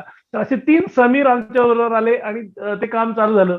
मग लोकांना किट वाटणं झालं, पण किट वाटून आता किट तर दिलेलं आहे, पण ते शिजवणार कसं? सिलेंडर पाहिजे घरामध्ये. मग काही लोकांच्या बँक अकाउंटमध्ये आम्ही डायरेक्ट पैसे ट्रान्सफर केले, जेणेकरून अन्न शिजलं जाईल. मग शालेय शिक्षण चालू झालं होतं, शाळा चालू झालं होत्या, पण मग शालेय साहित्य कसं पुरवणार? तर सकाळी रिलीफ फंडातर्फे आपण कलाकारांच्या मुलांना शालेय साहित्य वाटप केलं. आणि ह्या सगळ्यामध्ये हे सगळं साहित्य जे किटचं आहे किंवा शालेय साहित्य आहे, हे ठेवायचं कुठे हा मोठा प्रश्न होता. घर मोठं असलं तरी त्या घरात एवढं सामान कसं मावणार? कुठेतरी एक छोटीशी तरी जागा पाहिजे होती. आणि ती जागा निळफुल अकॅडमीनी, म्हणजे दीपक रेगे आणि सुरेश देशमुख यांनी कुठलाही विचार न करता, विजय तू हे काम करतोस ना, आपल्या लोकांसाठी करतोस, हे निळफुल अकॅडमीची ही जागा आहे, ही वापर तू, फक्त त्या जागेचा सदुपयोग कर. निळू फुलेंचं नाव आहे, ते कार्यकर्ते आहेत आणि ते कसे होते तुला माहितीये, तर तू तेच काम कर. आणि म्हणून आम्ही अत्यंत प्रामाणिकपणे त्या जागेचा वापर करून लोकांना मदत केली. त्याच्यानंतर शूटिंगच्या इथे तुम्हाला यायचं असेल तर तुम्हाला लस टोचलीच पाहिजे, पहिला डोस तरी झालाच पाहिजे असं कंपल्शन आहे. म्हणून आम्ही कॉर्पोरेशनकडे गेलो, दीपालीताई धुमाळ यांच्याकडे गेलो, राष्ट्रवादी काँग्रेसच्या. त्यांना आम्ही साकडं घातलं की कलाकारांसाठी तुम्ही मोफत लसीकरण मोहीम करायची, आपल्याला आम्हाला मदत करा. मग आपल्या कॉर्पोरेशनने आपल्याला मदत केली आणि कमला नेहरू रुग्णालयामध्ये दर शुक्रवारी, मागच्या शुक्रवारपर्यंत आपण हे लसीकरण मोहीम राबवली आणि जवळजवळ 700 ते 800 कलाकारांनी लस घेतली. आता पुढे 90 दिवसानंतर दुसरा डोस घेण्याची वेळ येणार आहे. त्यावेळेला सुद्धा पुणे महानगरपालिकेने आपल्याला कबूल केलं की 90 दिवसानंतर ज्यांनी पहिला डोस घेतलेला आहे त्यांना दुसरा डोस देण्यासाठी आपण पुन्हा एकदा कमला नेहरू रुग्णालयामध्ये लसीकरण मोहीम राबवूयात. हे असे छोटे छोटे प्रकल्प चालू आहेत. आणि ह्याच्यात मी पुन्हा एकदा सांगतो, ह्याच्यात अजिबात गर्व नाही, डोळ्यात पाणी आहे. कारण माझ्या सहकलाकारांना वरती ही अशी वेळ आलेली आहे. माझे देवाकडे एवढंच म्हणणं आहे की पुन्हा अशी कधीही वेळ येऊ नये कोणावरही. सगळ्यांचं सगळं व्यवस्थित चालू देत आणि जे काही ते आशीर्वाद देतात ते मिळतात आमच्यापर्यंत. आणि हेच आशीर्वाद त्या सगळ्या कलाकारांना पण मिळू देत, सगळ्या सहकलाकारांना, सगळ्या पडद्यामागच्या कलाकारांना मिळू देत की सगळं व्यवस्थित चालू देत. आणि माझ्या पाठीमागे पुन्हा एकदा अजून एक तो राजू बावडेकर, जो प्रत्येक वेळेला माझ्या मागे होता, ज्यांनी मला नाटकात आणलं, ज्यांनी मला जेव्हा माझ्या जागेचा प्रॉब्लेम होता त्यावेळेला मला जागा मिळवून दिली, तोच आत्ताही माझ्या मागे आहे. माझी बायको आहे, राजू बावडेकरच आहेत ते, अभिजित इनामदार, प्रसाद कुलकर्णी, सुधीर फडतरे, धनंजय आमोणकर, सुरेंद्र गोखले, प्रशांत पसवी, हे सगळे माझ्याबरोबर काम करतात. आणि सगळ्या कलाकारांचं अश्रू पुसणं आणि ह्या सगळ्या दानशूर लोकांचा पाठिंबा असल्यामुळे आम्ही हे करू शकतो. नाहीतर आमच्यात तेवढं बळ नाहीये की एवढ्या लोकांचे अश्रू पुसावेत. पण हे सगळे दानशूर लोक आमच्या पाठीशी आहेत, आमच्या हाताला बळ मिळते म्हणून आम्ही हे काम करू शकतोय. वा वा विजय, हे अक्षरशः म्हणजे हॅट्स ऑफ सगळ्या तुझ्या टीमला, तुझ्या कार्याला, तुझ्या प्लॅनिंगला. आणि याच्यामुळे तू मगाशी म्हटलास त्या पद्धतीनं ज्यांना ज्यांना याचा खरंच फायदा मिळू शकलेला आहे त्या सगळ्यांच्या दुआ, त्या सगळ्यांचे आशीर्वाद नक्कीच तुझ्या आणि तुझ्या टीमच्या पाठीशी असणार आहेत. आणि हे कार्य खरंच दैवी आहे. आणि अगदी एक निश्चित की असं कार्य खरंच करायला लागू नये, या कारणासाठी तर नक्कीच लागू नये, पण आता तू जे करतोयस त्यामुळे तुला खरंच सगळ्यांच्या दुआ, आशीर्वाद नक्कीच मिळतात. मंडळी, आपण ठरवलेली जी प्रश्नावली होती ती नक्कीच या इथे संपलेली आहे. पण आविष्कार ग्रुप मधल्या सभासदांना जर काहीही प्रश्न विचारायचे असतील, काही संवाद साधायचा असेल यांच्याशी, तर तुम्ही नक्कीच संवाद साधू शकता. कुणाला विचारायचं असेल तर जरूर विचारा. मला विजयजीला थोडं विचारायचंय. बोला ना सर. आणि नंतरचा प्रश्न भाग्यश्री त्यांना विचारायचा आहे. जरूर. विजयजी, सुरुवातीला तुम्ही सांगितलं की तुम्ही क्रीडा क्षेत्रामध्ये खूप प्रवीण होतात. प्रवीण खेळत होतो. हो, कबूल आहे. परंतु ते तुमचं पहिलं प्रेम होतं. हो, अगदी. अजूनही माझं पहिलं प्रेम क्रिकेट आहे. मग मला तेच विचारायचं की आता नाट्यक्षेत्रात इतकं स्थिरावल्यानंतर हे पहिलं प्रेम कधी उफाळून येतं का? नक्कीच येतं. आणि म्हणजे आता काय होतंय, सगळ्या कलाकारांना घेऊन सतत क्रिकेटच्या मॅचेस होतच असतात. म्हणजे बॉक्स क्रिकेट म्हणा किंवा फुलपिच टेनिस बॉलवर म्हणा किंवा लेदर बॉलवर, अशा वेगवेगळ्या पद्धतीच्या मॅचेस होतात. तर त्या मॅचेस मध्ये मी हिरिरीने भाग घेतो नक्कीच. आणि म्हणजे जे अभिनय क्षेत्र सांभाळत होते, पण जिथे करिअर करायचं होतं असं वाटत होतं त्याच्यात थोडासा एक वेळ मिळतो त्यावेळेला मी नक्कीच खेळतो. आणि हे हे सामने जे भरवतात त्यांचे मी आभार मानेन की माझं राहिलेलं स्वप्न ते पूर्ण करतात. मला आता थोडा वेळ खेळायचं ना, खेळा, बिंदास खेळा, पण ते जे ठरले ना पोट अच्छा. पाण्याचा जे व्यवसाय अच्छा. आहे तो करा मात्र तुम्ही. नाही नाही, नुसतं असं नाहीये सर, तो स्टेजवरती प्रचंड बॅटिंग करत असतो, बाउंड्री चालू असतात स्टेजवर. काय हरकत नाही. या खेळाचा उपयोग रंगमंचावर इतका चांगला होतोय ही काय अगदी आनंदाची अगदी गोष्ट आहे ना. नक्कीच नक्कीच नक्कीच. बरं, भाग्यश्री त्यांना मला असं विचारायचं आहे की तुम्ही तुमच्या कवितेबाबत सांगताना वर्ड्सवर्थची व्याख्या सांगितलीत. हं. Poetry is a spontaneous overflow of powerful feelings. हा. पण मला वाटतं तुम्ही हिंदी कवितेबद्दल सांगताना त्या व्याख्येचा परीघ ओलांडून बाहेर गेला असावं असं वाटतं. कारण वर्ड्सवर्थने सांगताना त्याच्या पुढे एक आणखीन एक अवस्था सांगितली आहे. हं. No doubt it is a powerful overflow of powerful feelings हं. बट रिकलेक्टेड इन ट्रँक्विलिटी, क्या बात. हो, असं बरोबर पुढे आहे. त्यांनी म्हटलेलं आहे. बरोबर पण आहे. तुमच्या हिंदी कवितांचं निर्मिती किंवा उद्रेक ऐकल्यानंतर असं वाटतं की ही व्याख्या सुद्धा आता कमी पडते. वा. तुम्ही त्या व्याख्येच्या पलीकडे गेलेले आहात. वा, पण वा, तुम्ही वा. उद्रेक झाल्याबरोबर चटकन कविता लिहिलेल्या आहेत. हो. हम्म. नाही वा. म्हणजे तो म्हणजे तुम्ही म्हणालात ते बरोबर आहे. तो जो काही 2 तासाचा तो कालावधी असतो रात्रीचा, हा. त्याच्यामध्ये म्हणजे अनेकदा माझ्या नवऱ्याला पण माहिती नसतं की तो असा अचानक मी बरोबर. उठून गेले की तो विचार करत असे कुठे गेली, काय करतेय. मी शांतपणे येऊन म्हणजे मी जागी असते असंही नाही. मी शांतपणे इथे येते खोलीमध्ये, कविता लिहून काढते, जाऊन झोपते. सकाळी तो मला विचारतो कुठे गेली तीस? म्हणलं मी कुठे गेले ते? तो म्हणलं म्हणजे काय तुला कळलं नाही का? तू अर्धा पाऊण तास नव्हतीच इथे. बरोबर. म्हणलं मला नाही माहिती. इतकी परिस्थिती असते. आणि अच्छा. मग तू म्हणतो तू आणि मग मी नंतर बघते लिहून काढलेलं असतं. तेव्हा माझ्या लक्षात येतं हे माझंच अक्षर आहे.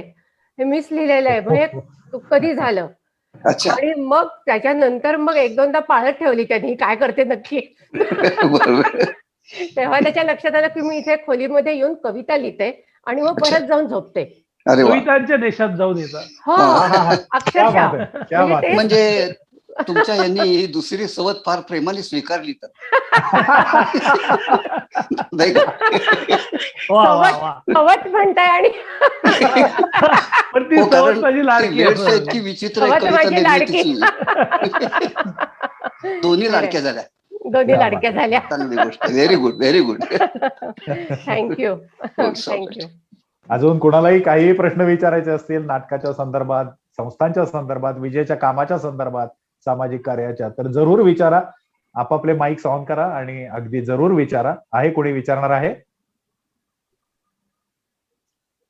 बोलू? हो जरूर, बोलायसाठी तर आहे. बोला बोला बोला बोला. नमस्कार भाग्यश्री ताई आणि नमस्कार. विजयजी. तुम्ही दोघंही अगदी आवडते कलाकार आहात आमच्या सगळ्यांचेच. आणि भाग्यश्री ताईंना तर आशुतोष नी घेतलेल्या आधीच्या मुलाखती पण मी मला वाटतं 2-3 वेळा तरी ऐकलेल्या आहेत. त्यामुळे तुमचं काम आणि सगळं माहिती आहे.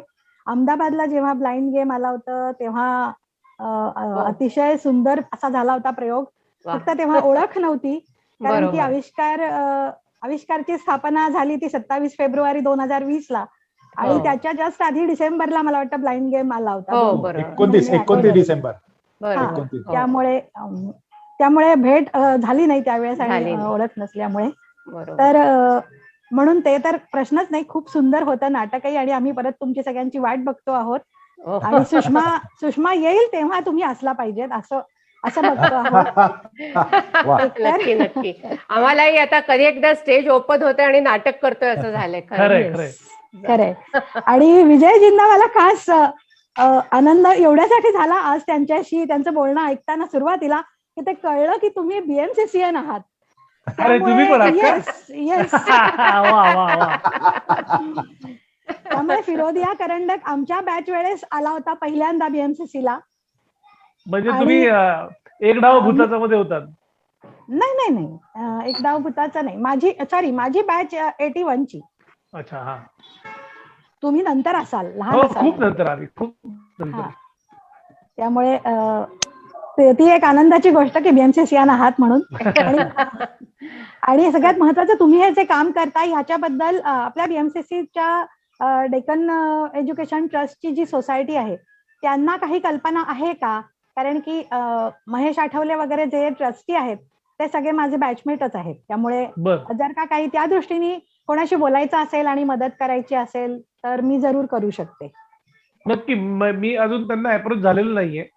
मी सोशल मीडियावरती फक्त पोस्ट टाकून जे लोक माझ्याकडे येत आहेत त्यांच्याशी संवाद साधून करतोय. पण जर का अशी मदत मिळत असेल तर चालेल मला, म्हणजे आम्ही त्याचा विचार नक्कीच करू. मला याच्यामध्ये एकच बोलायचंय विजय, तुझ्याशीच बोलायचंय. आम्ही रसिका मोहिनीतर्फे ह्या लॉकडाऊनच्या काळामध्ये पहिल्यांदा बॅकस्टेजच्या जवळजवळ 40-45 लोकांना किट तेव्हा वाटलेले होते, अगदी पहिल्यांदा. आणि आता मध्ये काय झालं सांगते तुला. रेड लाईट एरिया मधल्या ज्या बायका असतात त्यांचाही व्यवसाय पूर्ण थांबलेला होता. त्यांना अक्षरशः जेवणाचे वांदे होते, कपडे नव्हते त्या बायकांकडे.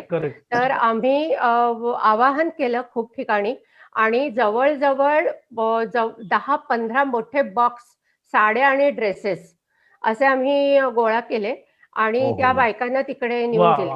तर तुझ्या फाउंडेशन कडनं सुद्धा आपल्याला म्हणजे अशा पद्धतीने सुद्धा तुला काही करता आलं तर म्हणजे मलाही करायला आवडेल त्याच्याबरोबर.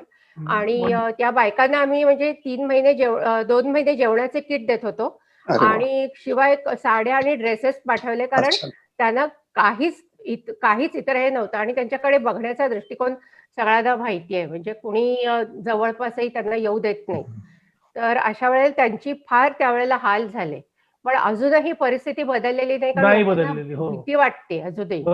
त्यामुळे अशा लोकांना सुद्धा आपण एकत्र येऊन मदत करणं गरजेचं. नक्की. कारण म्हणजे तुम्ही जर का बघितलं तर विजय पटवर्धन फाउंडेशनचा ते ब्रीदवाक्य आहे, माणसांमधल्या माणसांसाठी. करेक्ट. वा. त्यामुळे नक्कीच आपण मदत अतिशय सुरेख. खरंच खूपच छान. अजून कोणाला काय विचारायचं? हो बोला ना, बोला सर, बोला. मला एक थोडं सांगायचं असं किंवा विचारायचंय की तुम्ही दोघं दिग्गज कलाकार आहात, तर एखादा असा तासाभराचा कार्यक्रम ऑनलाईन अभिवाचनाचा वगैरे आमच्या आविष्कार ग्रुपसाठी तुम्ही देऊ शकाल का? हो नक्कीच. म्हणजे त्याचा आनंद आम्हाला जास्त होईल. नक्की नक्की करू की. कारण सध्या थिएटरमध्ये जाऊन नाटकं पाहणं वगैरे थांबलेलंच आहे. हो बरोबर. पण तुमच्याकडनं ते जर दिसलं तर आणखीन आमच्या आनंदात भर पडेल. नक्की विचार करता येईल, म्हणजे आमचं सुद्धा ब्रेन चर्निंग आता चालू होईल. नाही मगाशी सर, सुधीर सर मगाशी मी त्यांना म्हणलेलं. मला वाटतं जयश्री भावेंना काहीतरी विचारायचंय. जयश्री भावे. विजयशी ना मला विचारायचंय की त्यांनी सतीश तारेंबरोबर पण काही काम केलेलं आहे ना. मी तो काळच विसरू शकत नाही. फू मध्ये कारण खूप त्यावेळेला छान वाटलं होतं. म्हणजे त्यांच्याविषयी नंतर वाचलं, पण तुम्ही त्यांच्याबरोबर काम केलंय तर ते माणूस म्हणून तुम्हाला कसे वाटले होते हे सांगू शकाल? खूप अप्रतिम माणूस तो, अत्यंत. म्हणजे तो इतका मोठा कलाकार, म्हणजे मी खरं सांगायचं तर त्याची नाटकं बघतच आम्ही मोठे झालो. मला ह्याचं पण स्वप्न कधी पडलं नव्हतं की सतीश बरोबर काम करीत, म्हणजे तो पुण्याचा मी पुण्याचा, तरी आम्ही एकत्र काम केलं नव्हतं नाटकात वगैरे, कधीच नाही. आणि अचानक फुबाई फुला तो माझा पार्टनर म्हणून आला, म्हणजे मला आभाळ ठेंगणं वाटायला लागलं होतं त्यावेळेला. पण त्याच्याकडनं तिथे खूप शिकलो आणि म्हणजे तो एक मोठा भाऊ असल्यासारखं मला वाटायचं. तो प्रत्येक वेळेला विजय अशा पद्धतीने हे कर, हे वाक्य असं घेतलं तर चांगला पंच येईल. त्याच्याकडनं खूप शिकायला मिळालं, खूप माणूस म्हणून तर शिकायला मिळालं. म्हणजे तुम्ही 24 तास अभिनेते राहू शकत नाही, तुम्ही 3 तास अभिनेते राहा, बाकी 21 तास माणूस म्हणून राहा. आणि हे त्याच्याकडनं शिकता आलं मला. म्हणजे मला त्याचा अनुभव म्हणजे खूपच चांगला होता. प्रत्येक वेळेला त्याने मला सांभाळून घेतलं, प्रत्येक वेळेला शिकवलं. आणि माझ्या आयुष्यातला सगळ्यात उच्च आनंदाचा क्षण म्हणजे फुबाई फूचं विजेतेपद, ते केवळ त्याच्यामुळे मिळालं. म्हणजे असं मी म्हणेन की फुबाई फू मध्ये जोडी लागते म्हणून त्याच्या बरोबर मी होतो, नाहीतर त्यांनी एकट्यानेच ते जिंकलं असतं. कारण मी नॉर्मली फुबाई फूचे बघायची नाही, पण त्यावेळेला मी बघितला होता. तुम्ही जो आता उल्लेख केलात तो मी बघितला होता आणि खूप छान वाटलं होतं त्यावेळेला. खूप मला वाटतं अप्रतिम. सुधा म्हणजे करमरकरांच्या नंतर सतीश साऱ्यांनीच बालरंगोळीचं खूप मोठं कार्य केलं नाही. खूप खूप हो, खूप ती प्रश्न. फुलर आणि रंगभूमी त्यांची, आणि हा, ती ते बघतच फुलरंग. आम्ही मोठे झालो खरं सांगायचं. कारण पुण्यात त्यातला एक असताना त्यांचे किस्सा- काही प्रयोग त्यावेळी बघितलेले होते. हो, त्यातला एक किस्सा मला प्रचंड, 2 किस्से आहेत त्याचे आणि ते खरंच ऐकण्यासारखे आहेत. सांगा सांगा, एका जरूर सांगा. एका एपिसोडच्या वेळेला आमच्या जो ऍक्ट होता त्याच्यात मी पडलो, डोक्यावरती पडलो, मला लागलं, बेशुद्ध बरं. पडायचंच बाकी राहिलं होतं फक्त. तो मोठा अच्छा. किस्सा आहे, तुम्ही जर का ती क्लिप बघितली तर तुम्हाला कळेल.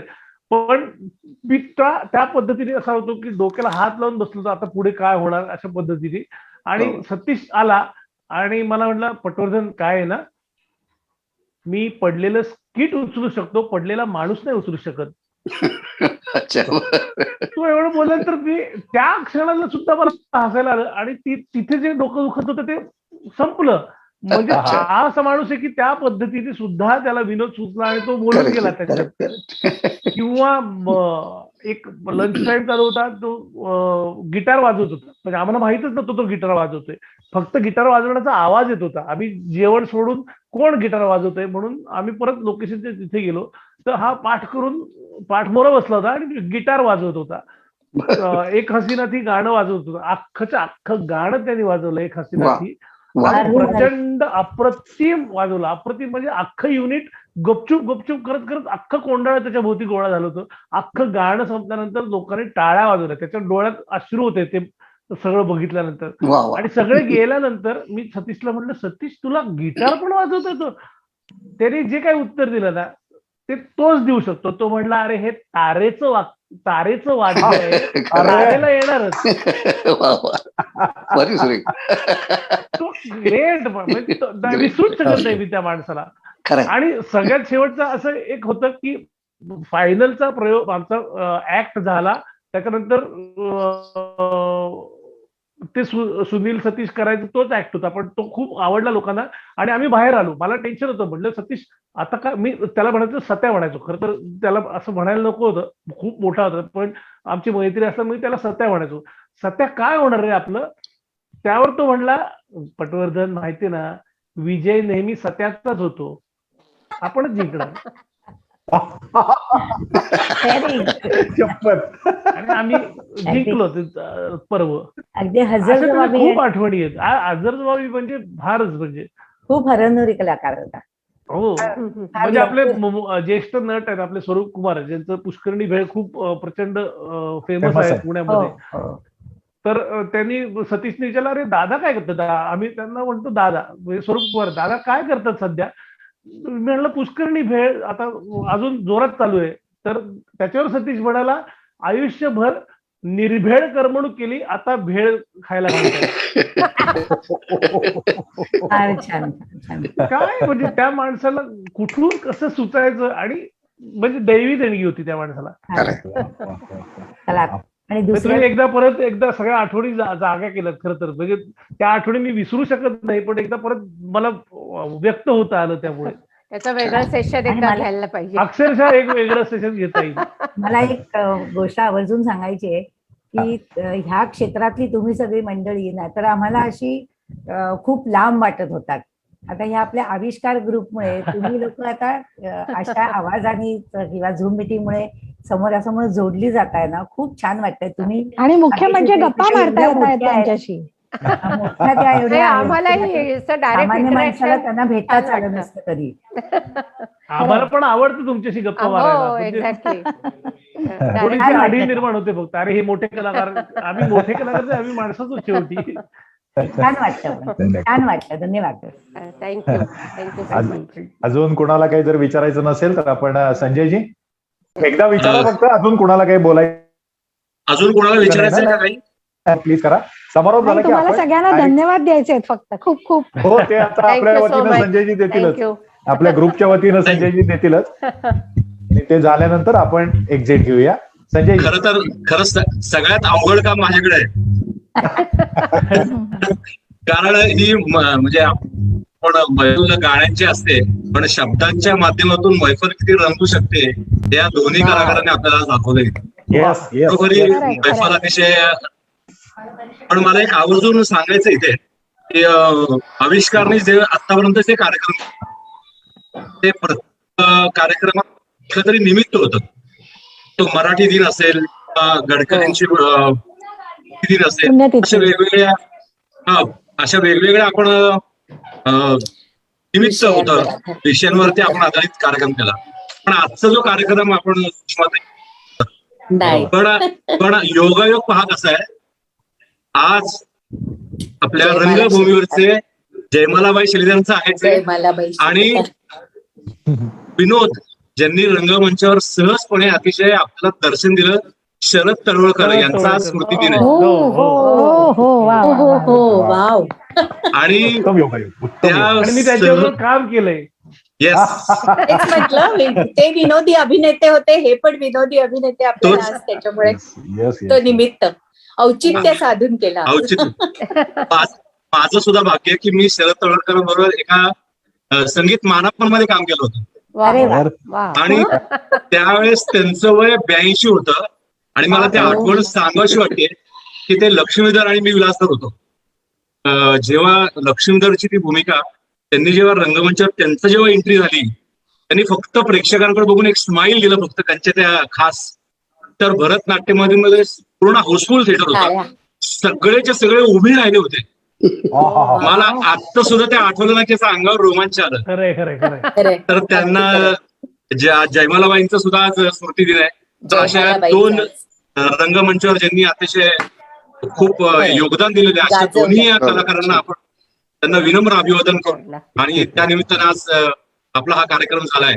आणि ज्याप्रमाणे शरद तळवळकरांनी सहज विनोद ते दर्शन दिले आणि विनोदाची आपण सर आवाज जातोय तुमचा. फुलांच्या मध्ये आवाज भाषेमध्ये फुलांच्या भाषेमध्ये काना मात्रा नसलेला कलाकार. मराठी रंगभूमीला या सहज विनोदाचं मोठी परंपरा आहे, आणि त्याच परंपरेमधील आज विजयजी पटवर्धन आज आपल्या इथे एवढ्या खरं तर चित्रपट सर्व माध्यमातून हे अतिशय बिझी असलेले कलाकार. हो खरंय. तर त्यांचे मी आविष्कार ग्रुप तर्फे आणि सर्व रसिकांच्या वतीने बरोबर आभार मानतो. आणि या लॉकडाऊनच्या काळामध्ये त्यांनी जे विजय पटवर्धन फाउंडेशनच्या वतीनं आपल्या बॅकस्टेज साठी जे काम केलेले ते खरोखर विजय सर तुम्हाला सॅल्यूट आहे. आणि तुमच्या या कार्यक्रमामध्ये आम्ही नक्कीच सहभागी व्हायला आम्हाला आवडेल. तर पुनश्च एकदा तुमचे मनपूर्वक आभार मानतो, कृतज्ञता व्यक्त करतो. त्याचप्रमाणे वारंवार भेटत राहू आपण. येस येस येस येस नक्कीच भेटत राहू. नक्कीच नक्कीच. हे दोन्ही कलाकार खरं तर रंगमंचावर इतक्या आणि विविध माध्यमातून त्यांनी आपलं कार्य केलेलं असल्यामुळे त्या दोन्ही कलाकारांनी अतिशय सहजपणे, नैसर्गिकपणे, अतिशय कुठल्याही त्यामध्ये कृत्रिमता नाही, अतिशय उत्स्फूर्तपणे आतून त्यांच्या सगळ्या भाग्यश्री मॅडम त्या सुद्धा 19 वर्ष त्यांच्या रसिक मोहिनी संस्थेला झालेली आहे. आणि गेले अनेक वर्ष विविध नाटक रंगमंचावर असो, चित्रपट त्यांनी आपल्या कलेचं दर्शन घडवलेलं आहे. आणि या रंगमंचावरती विविध विषयांचे प्रयोग मोहिनीतर्फे सादर केले जातात, अतिशय दर्जेदार असे प्रयोग. आणि क्लॅरिटी जाते सर. नेटचा प्रॉब्लेम आहे, पण ते याच्यामध्ये फक्त एक गोष्ट मी नक्कीच उल्लेखनीय म्हणून सांगतो की आता आपण या दोघांची साधण्यासाठी जी ऍडव्हर्टाइजमेंट केलेली होती वेगवेगळ्या रंगामध्ये, ती सगळी भाग्यश्री मॅडमनी डिझाईन करून त्याला रंग त्याच्यासाठी त्यांनी घेतला, उपक्रम केला त्याच्यामध्ये. मग हे पुढे ठेवू का, ते मागे ठेवू का, यांना मध्ये ठेवू का, त्यांना खाली ठेवू, सगळा उपक्रम काय काय केलं मला माहिती नाही. लॉकडाऊन ऍक्टिव्हिटी म्हणजे बाकी काही नसताना या गोष्टी मी शिकून घेतल्या. भारी काम केलं. आशुतोषजी मला छोटी सूचना करायची. तो तसं करा, द्यायचा लगेच बरं का आशुतोषजी. हा बोला बोला. मला छोटं असं सांगायचं, या दोन्ही कलाकारांचे इतकी विविध क्षेत्रात कार्य आहेत ना, तर त्यांच्या प्रत्येक क्षेत्राबद्दल आपण वेगवेगळं भेटूया, म्हणजे अधिक माहिती आणि जास्त परिचय होईल. इतकं कार्यक्षेत्र त्याचं व्यापक आहे.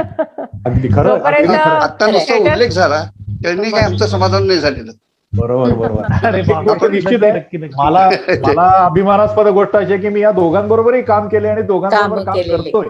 खरंय खरं व्हेरी हा, गुड. छान. हे हे मुख्य म्हणजे बरं का या आशुतोष, सगळ्यामध्ये- हा, एक गोष्ट राहील म्हणून फक्त सांगतो की स्वतः टेक्निकल सगळे सांभाळलेले संजयजी आणि त्यांचे चिरंजीव प्रथमेश या दोघांमुळे त्यांचं- आपण पुन्हा इथे आलेलो correct. आहोत आज. आणि बरोबर. इथे खरोखर इथून पुढचे सुद्धा कार्यक्रम आपण त्यांच्याचमुळे बघणार आहोत. त्यामुळे त्या दोघांचे हो. अगदी मनापासून आभार. त्या दोघांचे रात्रंदिवशी अगदी ऋणी जाऊ. मनापासून आभार. करेक्ट. संजयजी तुम्ही बोला ना, तुमचा आवाज येत नाही म्हणून फक्त मी बोललो, नाही तर हा, बोला मध्ये ना. आवाज येत नव्हता. नाही दोन्ही अष्टपैलू कलाकार आहेत हे. तर फक्त कलाकार हो. नाहीत तर एक माणूस म्हणून सुद्धा त्यांचा काम आहे. त्या दोघांच्या प्रति मन हा. आणि आपल्या सर्व आविष्कारचे आणि आशुतोषजी तुम्ही सुद्धा अतिशय सुरेख हो, खूप छान. उत्स्फूर्तपणे खूप त्याला- सुंदर आणि मुलाखत अतिशय घेतली. ओघवते अशी मुलाखत घेतली. Yes. त्या अशी ती मुलाखत म्हणजे त्यात कृत्रिमपणा नव्हता, सगळं ओघवतं असं नाही, सहज गप्पा मारल्यासारखं. तेव्हा खरंय, खरंय. तुमची खूप काय अभिनंदन आहे. सुसंवाद आभार कसं आपण आता सुसंवाद करायचं. साधला गेला. तर आणि आशुतोष सर्व- स्वतः उत्तम अभिनेते, लेखक, दिग्दर्शक आणि होय, होय. स्वतःच त्यांचं म्हणजे उद्योजक म्हणून आहेतच ते. आणि आज रसिका मोहिनी बरोबर जवळपास किती 12-13 वर्ष तर आहे. 2007 पासून. हा म्हणजे काय. त्यांचा आवाज जादूचा आवाज आहे. हो. आणि आता प्रत्येक असे ते आवाजावर आमच्याकडे पण आहेत. खूप अप्रतिम माणूस आहे आणि तो. अगदी अगदी. खरंय खरंय. ठीक आहे, आणि- आपण या दोघांचे मुळामध्ये आभार. आणि सर्वात शेवटी आपल्या सर्व आविष्कार ग्रुप सदस्य आणि हो. लाईव्हवरती जे रसिक पाहतायत त्या सर्व रसिका आपण हे सर्व करायचं येस, त्या रसिक तर त्यांची रसिकांचे दाद आभार. हे आपल्याला सगळं त्यांचं बरोबर. आभार. थँक्यू. रसिक मायबापांचा धन्यवाद. आम्हाला इकडे बोलवलं त्याबद्दल धन्यवाद. धन्यवाद. खरं. निश्चितच लवकरच मजा भेटूया आली. या आश्वासनाने. लवकरच तुम्ही भेटू. परत भेटायचं आहे. Yes. परत भेटायचं आहे. भाग्यश्रीजी आणि विजय तुम्ही एकदा म्हणा हो भेटूया, म्हणजे आमचं येस समाधान. येस नक्की नक्की भेटूया. भेटूया परत. नक्की भेटूया.